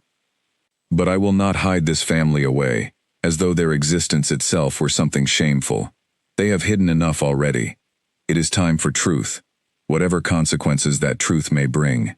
The council dispersed with mixed feelings, some supportive of Dorian's determination, others quietly concerned about the political consequences of his decision. Word of the mysterious family staying in the palace's private wing had already begun to spread through whispered conversations among the staff, and it would not be long before the wider pack began asking questions of their own. Later that night, Dorian found himself standing outside the private wing, where Alara's family had been settled, hesitating before finally knocking softly on her door. She answered still dressed, clearly unable to sleep despite the exhaustion of the journey. "I wanted to warn you," he said quietly, "that tomorrow I intend to address the pack directly about your family's presence here. I wanted you to hear it from me first, rather than through rumor or gossip." Alara felt a flicker of fear at the thought of being exposed so publicly after a lifetime of careful hiding, but she also felt something steadier beneath that fear, a growing trust in the man standing before her. "Will it be dangerous? For my family?" "I will do everything in my power to ensure it is not," Dorian said, "but I will not lie to you and pretend there is no risk at all. Some within the pack still fear the old prophecy deeply, and fear can make people act in ways that reason alone would never permit. Then why do it at all? Why not simply keep us hidden here quietly?" Dorian's expression grew thoughtful, almost sad. "Because hiding cost me Celine, and it cost your family 19 years of a life spent in shadows. I refuse to build whatever comes next between us, whatever this connection is that I feel growing, on the same foundation of secrecy that destroyed everything before. If your family is to have a real life here, a real future, it must begin with truth, no matter how difficult that truth may be to face." Alara studied his face for a long moment, seeing beneath the weight of his crown to the man who had carried grief in silence for 19 years, who was now choosing courage over the safety of continued secrecy. "Then I will stand beside you tomorrow," she said quietly. "Whatever happens." Dorian's expression softened into something that looked almost like relief. "Thank you," he said simply, and in that quiet exchange, something unspoken passed between them, a fragile trust building steadily into something neither of them was yet ready to name. Long after Dorian left her doorway that night, Elara remained awake, sitting near her window and looking out over the palace grounds bathed in moonlight. She thought about everything that had happened in the span of just a few short weeks, the sudden unraveling of a life built entirely around hiding, replaced now by this strange new existence within towering stone walls she had once feared more than anything else in the world. She thought, too, about Dorian himself, about the careful way he had spoken to her since their very first meeting, never demanding, never assuming, always offering her the space to make her own choices, even when the weight of his position might have made it easy for him to simply command instead. She found herself comparing him to the cold, distant figure of rumor and legend she had grown up fearing, and finding almost nothing in common between the two. A soft knock interrupted her thoughts. She opened the door to find Margaret, wrapped warmly against the evening chill, standing with the aid of a cane the palace healers had provided to help steady her still recovering strength. "Grandmother, you should be resting," Elara said, ushering her inside gently. "I will rest soon enough," Margaret said, settling into a chair near the window with a tired but content sigh. "I wanted to see you first, to make certain you were managing all of this reasonably well. It is a great deal to absorb in such a short time." "I'm managing," Elara said, though her voice carried some uncertainty. "Though I admit, none of this feels entirely real yet. A week ago, I was hiding in a cave, and now I'm standing in a palace, about to be announced before the entire pack tomorrow." Margaret reached out and took her granddaughter's hand, her grip weaker than it once had been but still carrying the same steady warmth Elara had always found comforting. "Fear is natural, child. Even Celine felt fear, despite her bravery. What matters is not the absence of fear, but the choice to move forward honestly despite it. Do you think tomorrow will go well?" Margaret considered the question carefully before answering. "I think some will accept you easily, drawn by curiosity or genuine sympathy for what our family has endured. Others will resist, clinging to old fears that feel safer than uncertainty, even when that certainty has caused real harm. I cannot promise you an easy path, Elara, only that whatever difficulty arises, you no longer face it alone in hiding. You have your family beside you, and it seems, increasingly, that you have the king's genuine support as well." Elara nodded slowly, drawing comfort from her grandmother's steady presence, even as anxiety about the coming day continued to churn beneath the surface of her thoughts. They sat together for a while longer, speaking quietly of smaller things, memories of the hillside home they had left behind, small comforts that helped ease the weight of everything still to come. Elsewhere in the palace, Dorian met privately with Callum one final time before retiring for the night, discussing quiet arrangements to ensure additional guards would be stationed discreetly near the Great Hall the following morning, not to intimidate the gathered pack, but simply to ensure that whatever reaction occurred, Elara and her family would remain protected from anyone whose fear might tip into something more dangerous than mere words. "Do you believe it will go smoothly, my lord?" Callum asked, as their planning drew to a close. Dorian considered the question for a long moment, staring at the dying embers of the fire in his private study. "I believe truth, however difficult, is always preferable to continued deception.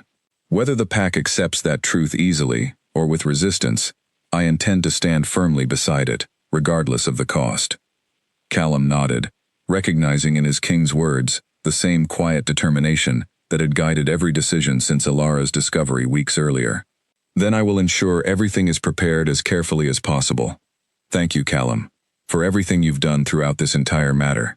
I do not believe we would have reached this point without your careful handling of the situation from the very beginning." "It has been an honor, my lord," Callum said, and meant it entirely, having watched over these past weeks as fear slowly transformed, piece by careful piece, into something that increasingly resembled hope. The morning of the announcement arrived with a tension that seemed to hang over the entire palace like a held breath. Word had already spread through whispered conversations among the staff and guards, and by the time the sun had fully risen, Most of the pack's leading families had gathered in the Great Hall, summoned by messengers sent out at dawn, with instructions to attend an announcement of significant importance. Ilara stood in a small antechamber just outside the Great Hall, her heart pounding so hard she was certain everyone around her could hear it. Rosalind stood beside her, gripping her hand tightly, while Cale paced near the door, his protective instincts on high alert despite the guards Dorian had personally assigned to ensure their safety. Margaret remained in their private quarters, still too weak to attend, though she had insisted on being informed immediately of everything that happened. "You don't have to do this," Rosalind whispered, squeezing Ilara's hand. "We could still leave quietly, disappear, before anyone truly understands who we are." "No," Ilara said, surprising herself with the steadiness in her own voice. "I'm tired of disappearing, Mother. Whatever happens today, I want to face it honestly." The doors to the Great Hall opened, and Callum appeared, his expression calm, despite the obvious tension in the air. "He's ready for you," he said gently. Ilara took a deep breath and stepped forward, her family close behind her, walking into a hall filled with more people than she had ever seen, gathered in one place in her entire life. Dozens of faces turned toward her as she entered, curious and wary in equal measure, whispers rippling through the crowd like wind through tall grass. Dorian stood at the front of the hall, near the great stone throne that had been left empty, choosing instead to stand at eye level with his gathered pack, rather than address them from a position of elevated authority. When Ilara and her family reached the front of the hall, he turned to face the assembled crowd, his expression steady and resolute. "Many of you have heard rumors these past days," he began, his voice carrying clearly through the silent hall. "Rumors of a family discovered in the Eastern Hill Country, rumors connected to an old fear that has haunted this pack for generations. I stand before you today to address those rumors directly, with truth rather than speculation." He gestured toward Ilara and her family, and every eye in the room turned to study them with renewed intensity. "This is Ilara Whitmore, along with her mother Rosalind, her brother Cale, and her grandmother Margaret, who remains recovering from illness in our private quarters. Their family descends from the Vera line, the same bloodline mentioned in the old prophecy many of you have heard whispered about since childhood." A murmur swept through the crowd, some faces tightening with visible fear, others simply curious, watching to see how the situation would unfold. Ilara felt her pulse quicken, forcing herself to stand tall despite the weight of so many unfamiliar eyes studying her. 19 years ago, Dorian continued, my father drove a woman named Celine Vera from this pack out of fear. Fear built entirely on uncertainty, rather than any actual wrongdoing on her part. She died shortly after, and her family fled into hiding, terrified that history would repeat itself if their bloodline was ever discovered again. I loved Celine Vera, though I did not fully understand the depth of that love until it was too late to save her. The hall fell utterly silent, the weight of this personal confession settling over the crowd with unexpected force. Ilara watched as something shifted in the faces around her, fear beginning to soften into something closer to sympathy and understanding. I refuse to repeat my father's mistake, Dorian continued, his voice growing stronger with conviction. I refuse to let an old prophecy, one whose meaning has never been confirmed by anything beyond superstition and fear, dictate how we treat innocent people who have done nothing wrong, except carry blood they never chose. Ilara Whitmore and her family will remain under my direct protection, as guests of this pack, free to live, without fear or hiding. An older man near the front of the crowd stepped forward, his expression skeptical rather than hostile. My lord, with respect, the prophecy has been taken seriously by this pack for generations, because those who came before us believed it carried real danger. How can you be certain this decision will not bring the very destruction the prophecy warned against? I cannot be certain of anything, regarding a prophecy whose true meaning has never been proven, Dorian answered honestly, but I can be certain that 19 years of fear-driven cruelty accomplished nothing except causing pain to innocent people and grief that has never truly healed. If this bloodline carries the power the prophecy speaks of, I would rather discover that truth through trust and honesty than through continued fear and hostility. Another voice rose from the crowd, this one sharper, more openly hostile. A woman named Selwyn, known throughout the pack for her ambitious pursuit of influence within the council, stepped forward with a challenging expression. And if this young woman's presence brings exactly the destruction our ancestors feared, will you still call this decision wise when the pack suffers for your personal feelings toward a woman who died 19 years ago? Alara felt her stomach tighten at the open hostility in Selwyn's voice, but before she could respond, Dorian stepped slightly forward, positioning himself protectively between Selwyn and Alara's family, without appearing overtly aggressive. "I understand your concern," he said, his voice calm, but carrying an unmistakable authority. "But I will not allow fear alone to determine justice within this pack. Alara Whitmore has committed no crime. She has lived her entire life hidden away, denied the freedom every other member of this pack takes for granted, because of fear surrounding events she had no part in. If you have genuine evidence of danger, present it, and I will consider it carefully. But baseless fear will not be permitted to punish the innocent, not while I rule this pack." Selwyn's expression tightened, but she said nothing further, retreating back into the crowd with visible frustration. Murmurs continued to ripple through the gathered pack, but Alara noticed, with cautious relief, that many faces had softened considerably since Dorian began speaking, sympathy and curiosity replacing the initial wariness that had greeted her arrival. Dorian turned back to address the full hall one final time. "This family will remain under my protection. Anyone who wishes to cause them harm will answer directly to me. I ask that you extend to them the same courtesy and fairness you would extend to any other member of this pack, and I ask that you judge them by their actions, rather than by fears passed down from a prophecy none of us fully understand." The gathering slowly dispersed after that, small clusters of people breaking into quiet conversation as they filed out of the great hall, some casting curious glances back toward Alara and her family, others avoiding eye contact entirely. Alara felt exhausted, as though she had just survived something far more taxing than a simple public announcement. But beneath that exhaustion, she felt something else too. A fragile, cautious sense that perhaps, for the first time in her entire life, she might truly be free. As the hall emptied, Callum approached quietly, his expression thoughtful. "That went better than I expected," he admitted. "Though I would advise caution regarding Selwyn. She rarely lets go of a challenge so easily." Dorian nodded grimly, watching the woman's retreating figure disappear through the far doors. "I know, but today was about truth, not about eliminating every possible threat. We will deal with Selwyn's ambitions, if and when they become a genuine problem." Alara approached him then, her expression carrying gratitude mixed with lingering uncertainty. "Thank you," she said quietly, "for standing beside us so openly, despite the risk to yourself." Dorian's expression softened as he looked at her, something warm and unguarded passing across his usually composed features. "I would do it again, without hesitation," he said simply. "I have spent 19 years living with the consequences of silence and fear. I do not intend to make that mistake again." In the days immediately following the announcement, the palace buzzed with quiet conversation about the mysterious family now residing within its walls. Servants whispered among themselves while carrying out their duties, guards exchanged curious glances during shift changes, and members of the wider pack traveled from distant villages simply for the chance to catch a glimpse of the young woman, connected to a prophecy most of them had only ever heard, described in hushed, fearful tones by their grandparents.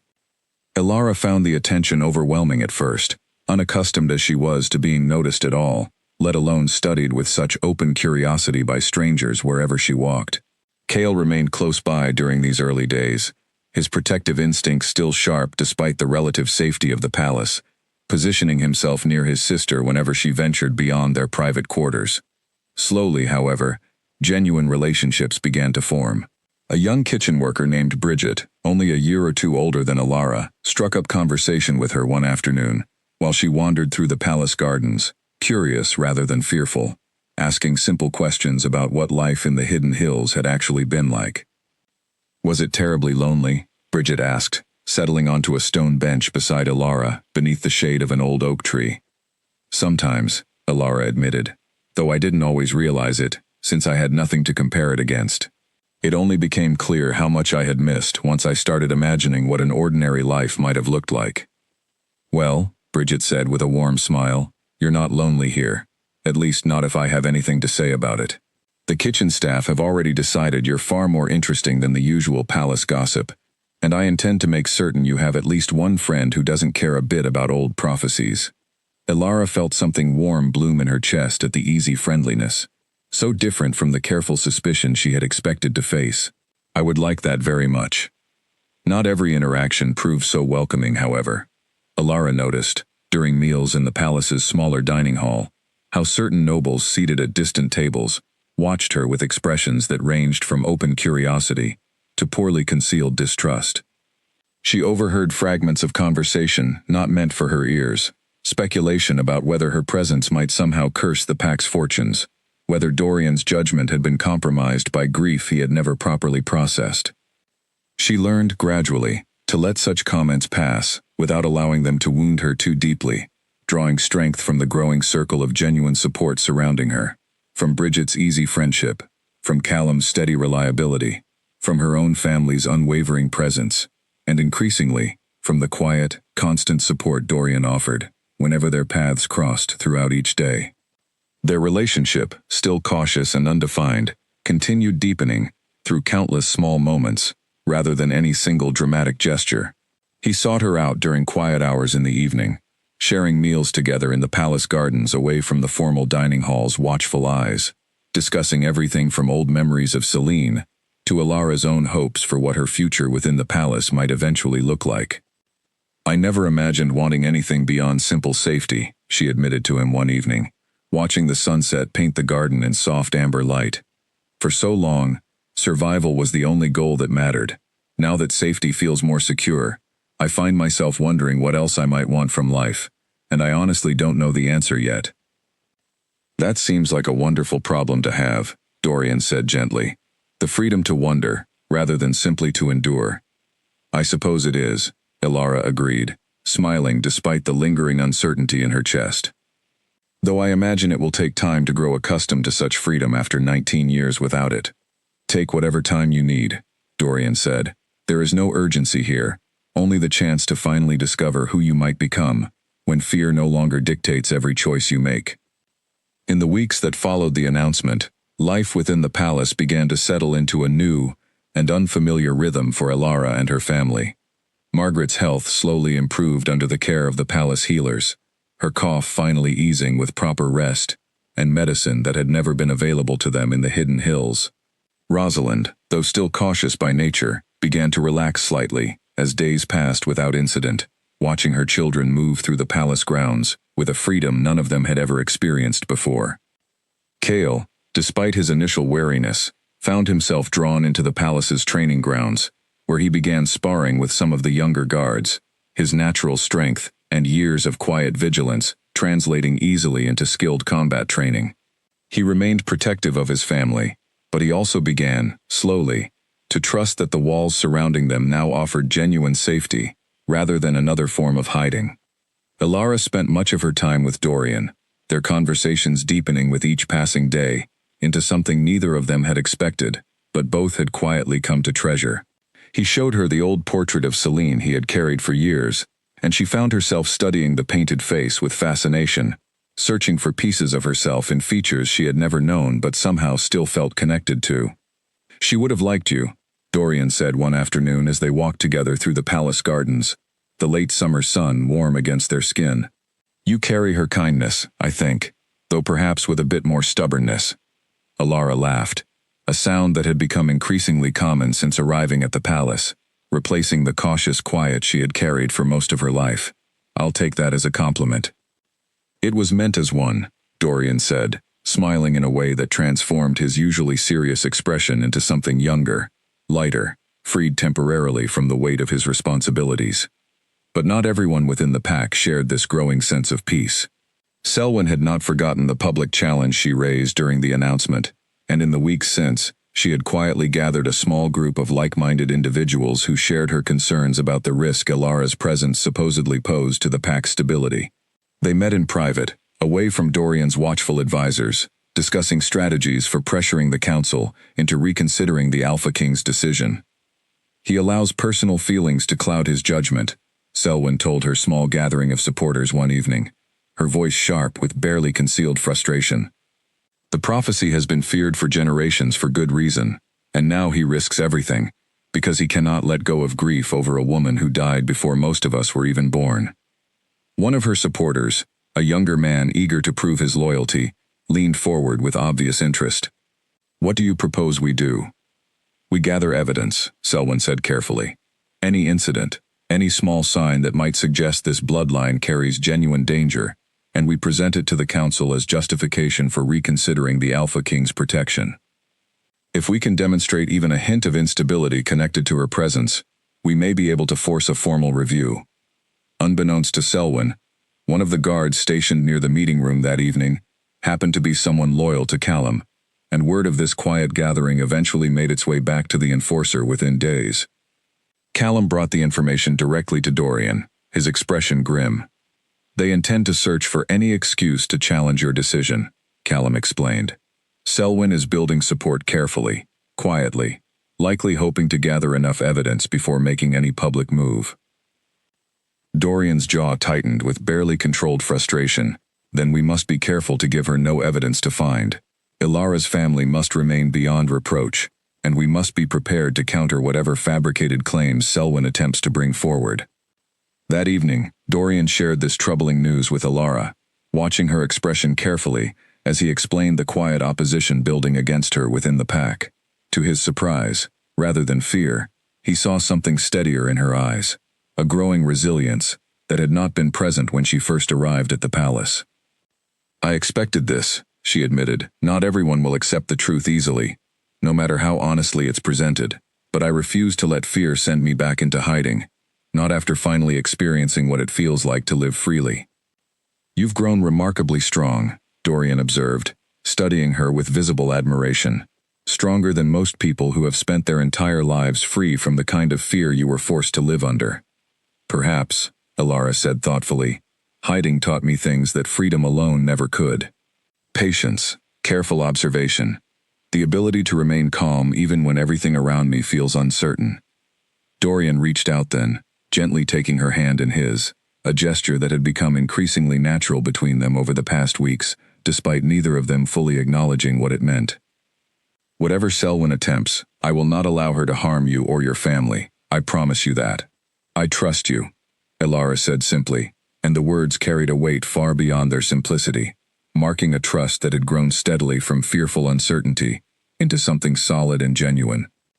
Selwyn's opportunity, when it finally arrived, came from an unexpected direction. A minor illness swept through a nearby village within the pack's territory, affecting several children with a persistent fever that local healers struggled to treat effectively. Rumors began to spread, whispered carefully among frightened parents, suggesting that the illness had appeared shortly after Ilara's presence within the pack became publicly known, as though her very existence had somehow disturbed the natural balance the old prophecy warned against. Selwyn seized upon these rumors eagerly, presenting them before the council as evidence that the pack's fears were being realized, demanding a formal investigation into whether Ilara's bloodline posed the danger the prophecy had always warned against. The council, though not entirely convinced, agreed that the concern deserved proper attention, given the seriousness of the accusation. Ilara felt the fragile peace she had begun to build, crumbling beneath the weight of superstition and fear once again, watching as suspicious glances returned to faces that had only recently begun to soften toward her. Even Rosalind's cautious optimism wavered, old fears resurfacing with painful familiarity. "This is exactly what we feared," Rosalind said quietly one evening, watching Ilara pace anxiously across their private quarters. "No matter how carefully we live, no matter how much good we do, fear will always find a reason to blame us for whatever misfortune occurs nearby. We cannot simply give up now," Ilara said, though her own voice carried less certainty than she wished it did. "Dorian promised to protect us. We have to trust that promise." But even as she spoke the words, she could not fully silence the small, frightened voice inside her that wondered whether this fragile new life, this fragile new trust, might crumble entirely beneath the weight of fear that had haunted her family for generations. Dorian, meanwhile, moved quickly to address the situation directly, sending his most trusted healers to the affected village to investigate the illness thoroughly, determined to find the true cause before superstition could take deeper root within the pack's collective fear. While the healers conducted their investigation, the days that followed proved among the most difficult Ilara had faced since arriving at the palace. Whispers followed her through the corridors once again, and even Bridget's steady friendship could not entirely shield her from the sidelong glances and hushed conversations that seemed to trail her wherever she walked. She found herself retreating more frequently to her private quarters, unwilling to subject herself to the renewed scrutiny of a pack that had only recently begun to accept her presence. Cale's protective instincts, which had eased somewhat during the peaceful weeks following the initial announcement, returned in full force. He rarely left his sister's side during those anxious days, and more than once, Elara caught him exchanging tense words with palace guards, who seemed to be watching their family with renewed suspicion. "This is exactly the pattern our family always feared," he said one evening, pacing their private sitting room with barely contained frustration. "Peace, followed by suspicion, followed by accusation. It happened to Celine, and now it threatens to happen to us as well. The circumstances are different this time," Rosalind said, though her voice carried less conviction than her words suggested. "We are not fleeing in the dead of night. We have the king's protection, and Selwyn's accusations, however troubling, are being properly investigated, rather than simply accepted as truth. For now," Cale said grimly. "But how long will that protection last, if fear continues to spread faster than reason can address it?" Elara, listening to this exchange from her seat near the window, felt the familiar weight of old anxiety pressing down on her chest, threatening to undo weeks of carefully built confidence. She thought about the promise she had made to herself upon first arriving at the palace, the determination to face whatever came with honesty, rather than retreating back into fearful hiding. She rose from her seat and walked to where Dorian had arranged for her to have a small writing desk, sitting down and drafting a brief letter, requesting a private audience with him that evening. When Callum delivered the message and returned shortly after with confirmation that Dorian would see her immediately, she made her way through the palace corridors with a steadiness she did not entirely feel, ignoring the curious glances that followed her passage. She found Dorian in his private study, surrounded by the same old records he had first consulted weeks earlier, clearly wrestling with the political complexity Selwyn's accusations had introduced into what had otherwise been a peaceful transition for Elara's family. "I wanted to speak with you honestly," Elara said, settling into the chair across from his desk. "About what happens if the investigation somehow fails to disprove Selwyn's claims entirely, or if suspicion continues, regardless of what the healers discover." Dorian's expression grew serious, setting aside the papers in his hands to give her his full attention. "I will not abandon your family, regardless of what obstacles arise. That promise remains unchanged." "I believe you," Elara said. "But I also worry that your position within the pack could suffer real damage if you continue defending us against a suspicion that gains enough momentum. I do not wish to become the reason your leadership faces genuine challenge." Dorian was quiet for a long moment, studying her with an expression that carried both admiration and quiet sorrow. "You have spent your entire life protecting others by disappearing into shadow, sacrificing your own freedom for the safety of your family. I understand that instinct, Elara. Truly I do. But I refuse to let you sacrifice your rightful place here simply to protect my political comfort. Whatever challenges arise from standing beside truth, I would rather face them directly than watch you retreat into hiding once again." Something in his steady conviction eased the anxious tightness in Elara's chest, though the underlying worry did not disappear entirely. "Then we face it together," she said quietly. "Together," Dorian agreed, and the simple word carried a weight of promise that neither of them fully acknowledged aloud, but both felt settling firmly between them nonetheless. In the days that followed their conversation, Dorian made a point of visiting the affected village personally, walking among the frightened families whose children had fallen ill, listening patiently to their concerns, rather than dismissing them from the safety of the palace. He brought with him not only the healer's careful findings, but also enough supplies and support to help the village properly repair the contaminated well, ensuring that whatever fear had taken root would be met with real, tangible action, rather than empty reassurance alone. Elara insisted on accompanying him, despite Cale's initial objections, arguing that hiding from the very community whose fear had been stirred against her would only deepen suspicion rather than ease it. She spent the day helping distribute clean water and simple remedies alongside the palace healers, speaking gently with worried mothers and curious children who had never before had the chance to see her as anything other than a rumor or a threat. One young mother, initially wary, found herself softening considerably after watching Elara spend nearly an hour patiently helping her feverish daughter drink water and rest comfortably in the shade. "You didn't have to come here yourself," the woman said quietly, watching Ilara gently smooth the hair back from her daughter's damp forehead. "I wanted to," Ilara said simply. "I know what it feels like to be feared for something you don't fully understand yourself. I didn't want your daughter to grow up believing that fear was the only way to see the world." The woman's expression shifted into something gentler, gratitude mixing with quiet embarrassment at having believed the earlier rumors so readily. "Thank you," she said, "for coming, and for understanding."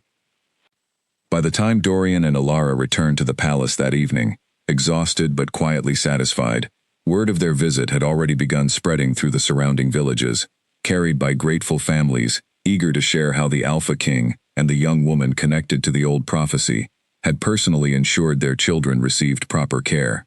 The narrative Selwyn had worked so carefully to build, one of fear and suspicion, began crumbling steadily beneath the weight of simple, undeniable kindness. Selwyn herself received word of the shifting sentiment with visible frustration, recognizing that her carefully constructed opposition had lost significant ground in a single afternoon. She retreated to reconsider her strategy, unaware that her remaining influence within the council had already begun eroding steadily, as more and more members witnessed firsthand the genuine character Ilara had demonstrated throughout the entire ordeal. That evening, as Ilara finally settled into her private quarters, exhausted from the long day, but carrying a quiet satisfaction she had rarely felt before, Margaret found her way to her granddaughter's room, moving slowly, but steadily, on legs growing stronger by the day. "I heard about your visit to the village," Margaret said, settling into the chair near the window. "It seems you have inherited more of your great-aunt's courage than either of us realized." Ilara smiled tiredly, warmth spreading through her chest at the comparison. "I only did what felt right, grandmother. Nothing more than that." "Sometimes," Margaret said gently, "doing what feels right is the bravest thing a person can do, especially after a lifetime of being taught that hiding was always the safer choice." The palace healers Dorian sent to investigate the illness worked quickly and thoroughly, examining the affected children, testing the village's water sources, and carefully documenting every possible cause of the fever sweeping through the community. Within 3 days, they returned to the palace with clear and undeniable findings. The illness had originated from a contaminated well at the edge of the village, a well that had been improperly maintained for months, long before anyone had ever heard the name Ilara Whitmore. The evidence was thorough and irrefutable, presented before the full council, with detailed records showing the contamination had begun weeks before Ilara's arrival at the palace was ever publicly announced. Dorian called for another gathering in the Great Hall, this time not to make an announcement of hope and protection, but to formally address the false accusations that had threatened to undo everything he had worked to build. Ilara stood beside him once again, though this time her posture carried more confidence than fear, steadied by weeks of growing trust in both herself and the man standing beside her. "The council's investigation has concluded," Dorian announced to the gathered pack, his voice carrying clearly through the silent hall. "The illness affecting the nearby village was caused by contaminated water, a problem that existed weeks before Ilara Whitmore's presence within this pack became known. There is no connection whatsoever between her bloodline and the suffering experienced by those children." He turned his gaze deliberately toward Selwyn, who stood near the front of the gathered crowd, her expression tight with barely concealed frustration at having her accusations so thoroughly disproven.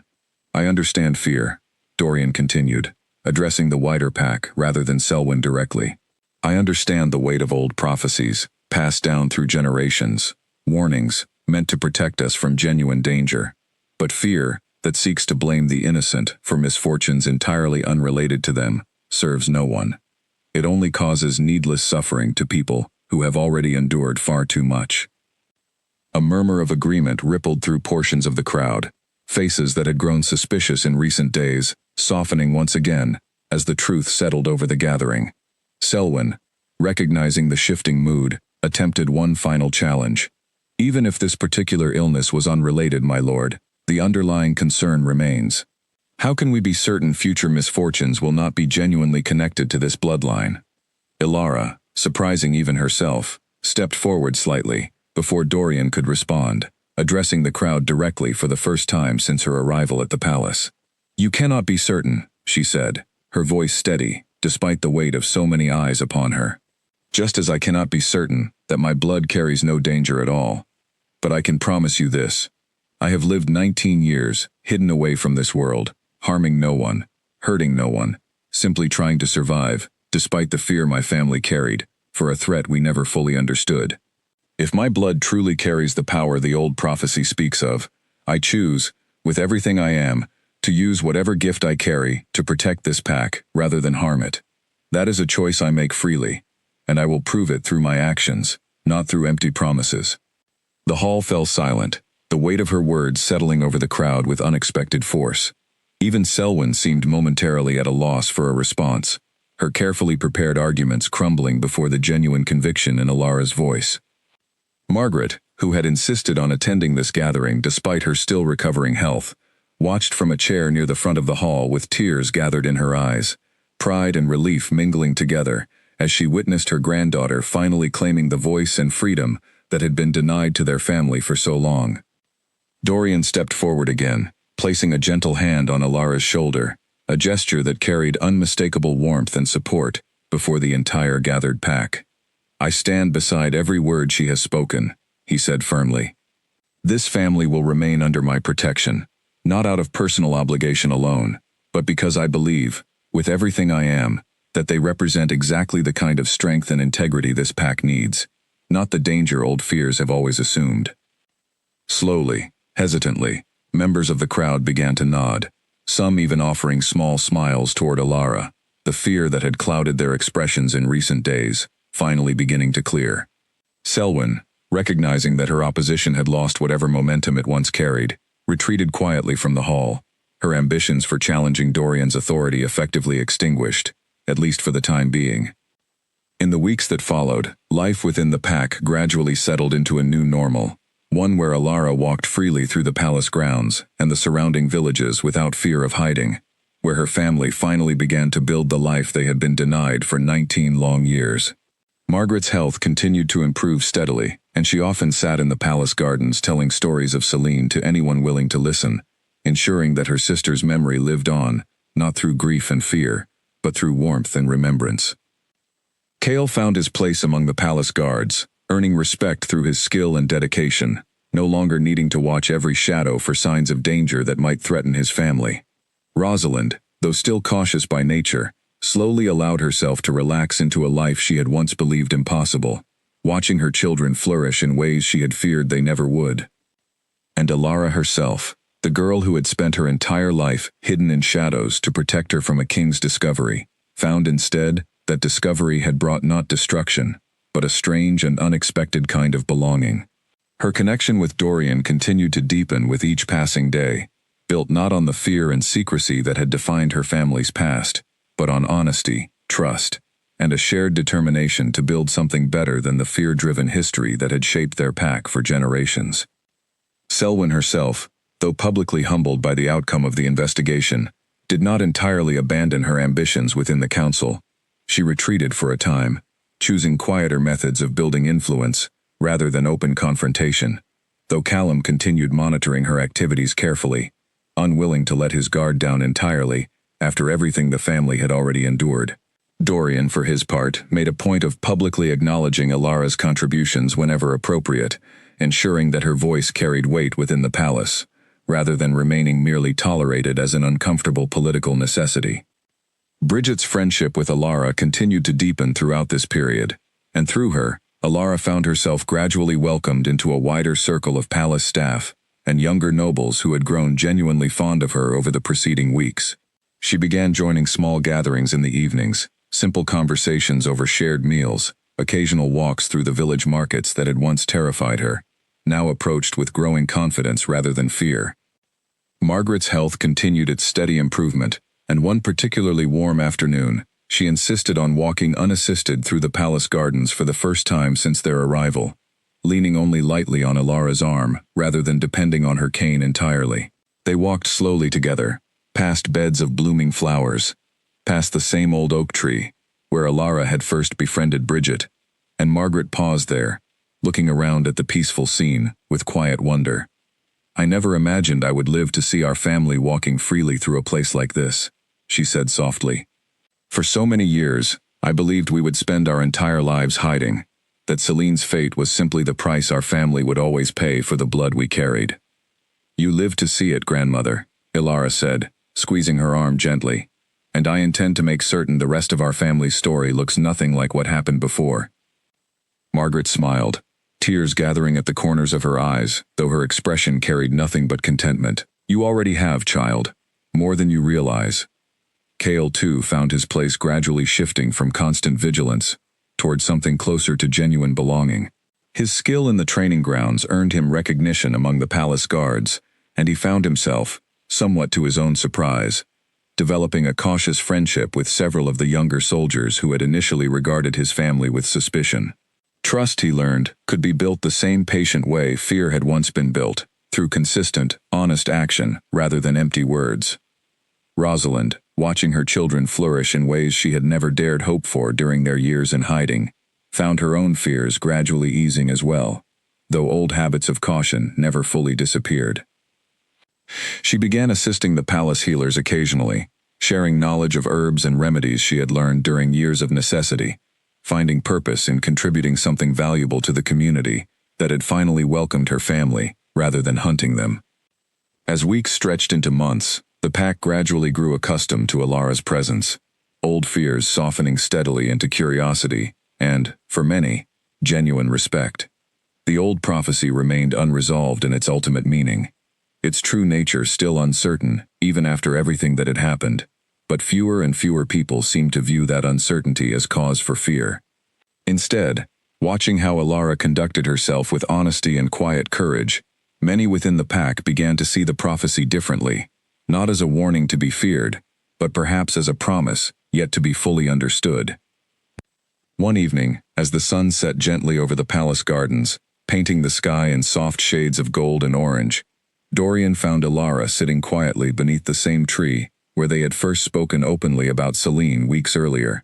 He sat down beside her, and for a long moment, neither of them spoke, simply enjoying the peaceful quiet that had once seemed impossible for either of them to imagine. "Do you ever think about how differently this could have ended?" Ilara finally asked. "If Callum had never caught that scent in the market, if my paste had never washed away, if we had simply continued hiding for the rest of our lives?" Dorian considered the question thoughtfully before answering. "I think about it often. But I also believe that some things find their way toward truth eventually, no matter how carefully we try to hide from them. I am simply grateful that when the truth finally emerged, it brought understanding instead of the destruction our ancestors always feared." Ilara smiled, watching the last golden light fade slowly behind the distant hills that had once hidden her entire world but now simply marked the edge of a future finally free from fear. "So am I," she said softly, "so am I." And as darkness settled gently over the palace, marking the end of one long chapter of hiding and fear, and the beginning of something new, built on honesty and courage rather than secrecy and shadow, the pack that had once trembled at the mention of an old prophecy began instead to look toward the future, with something it had not known in generations. Hope, fragile but real, carried forward by a young woman who had finally stepped out of hiding and into the light where she always belonged.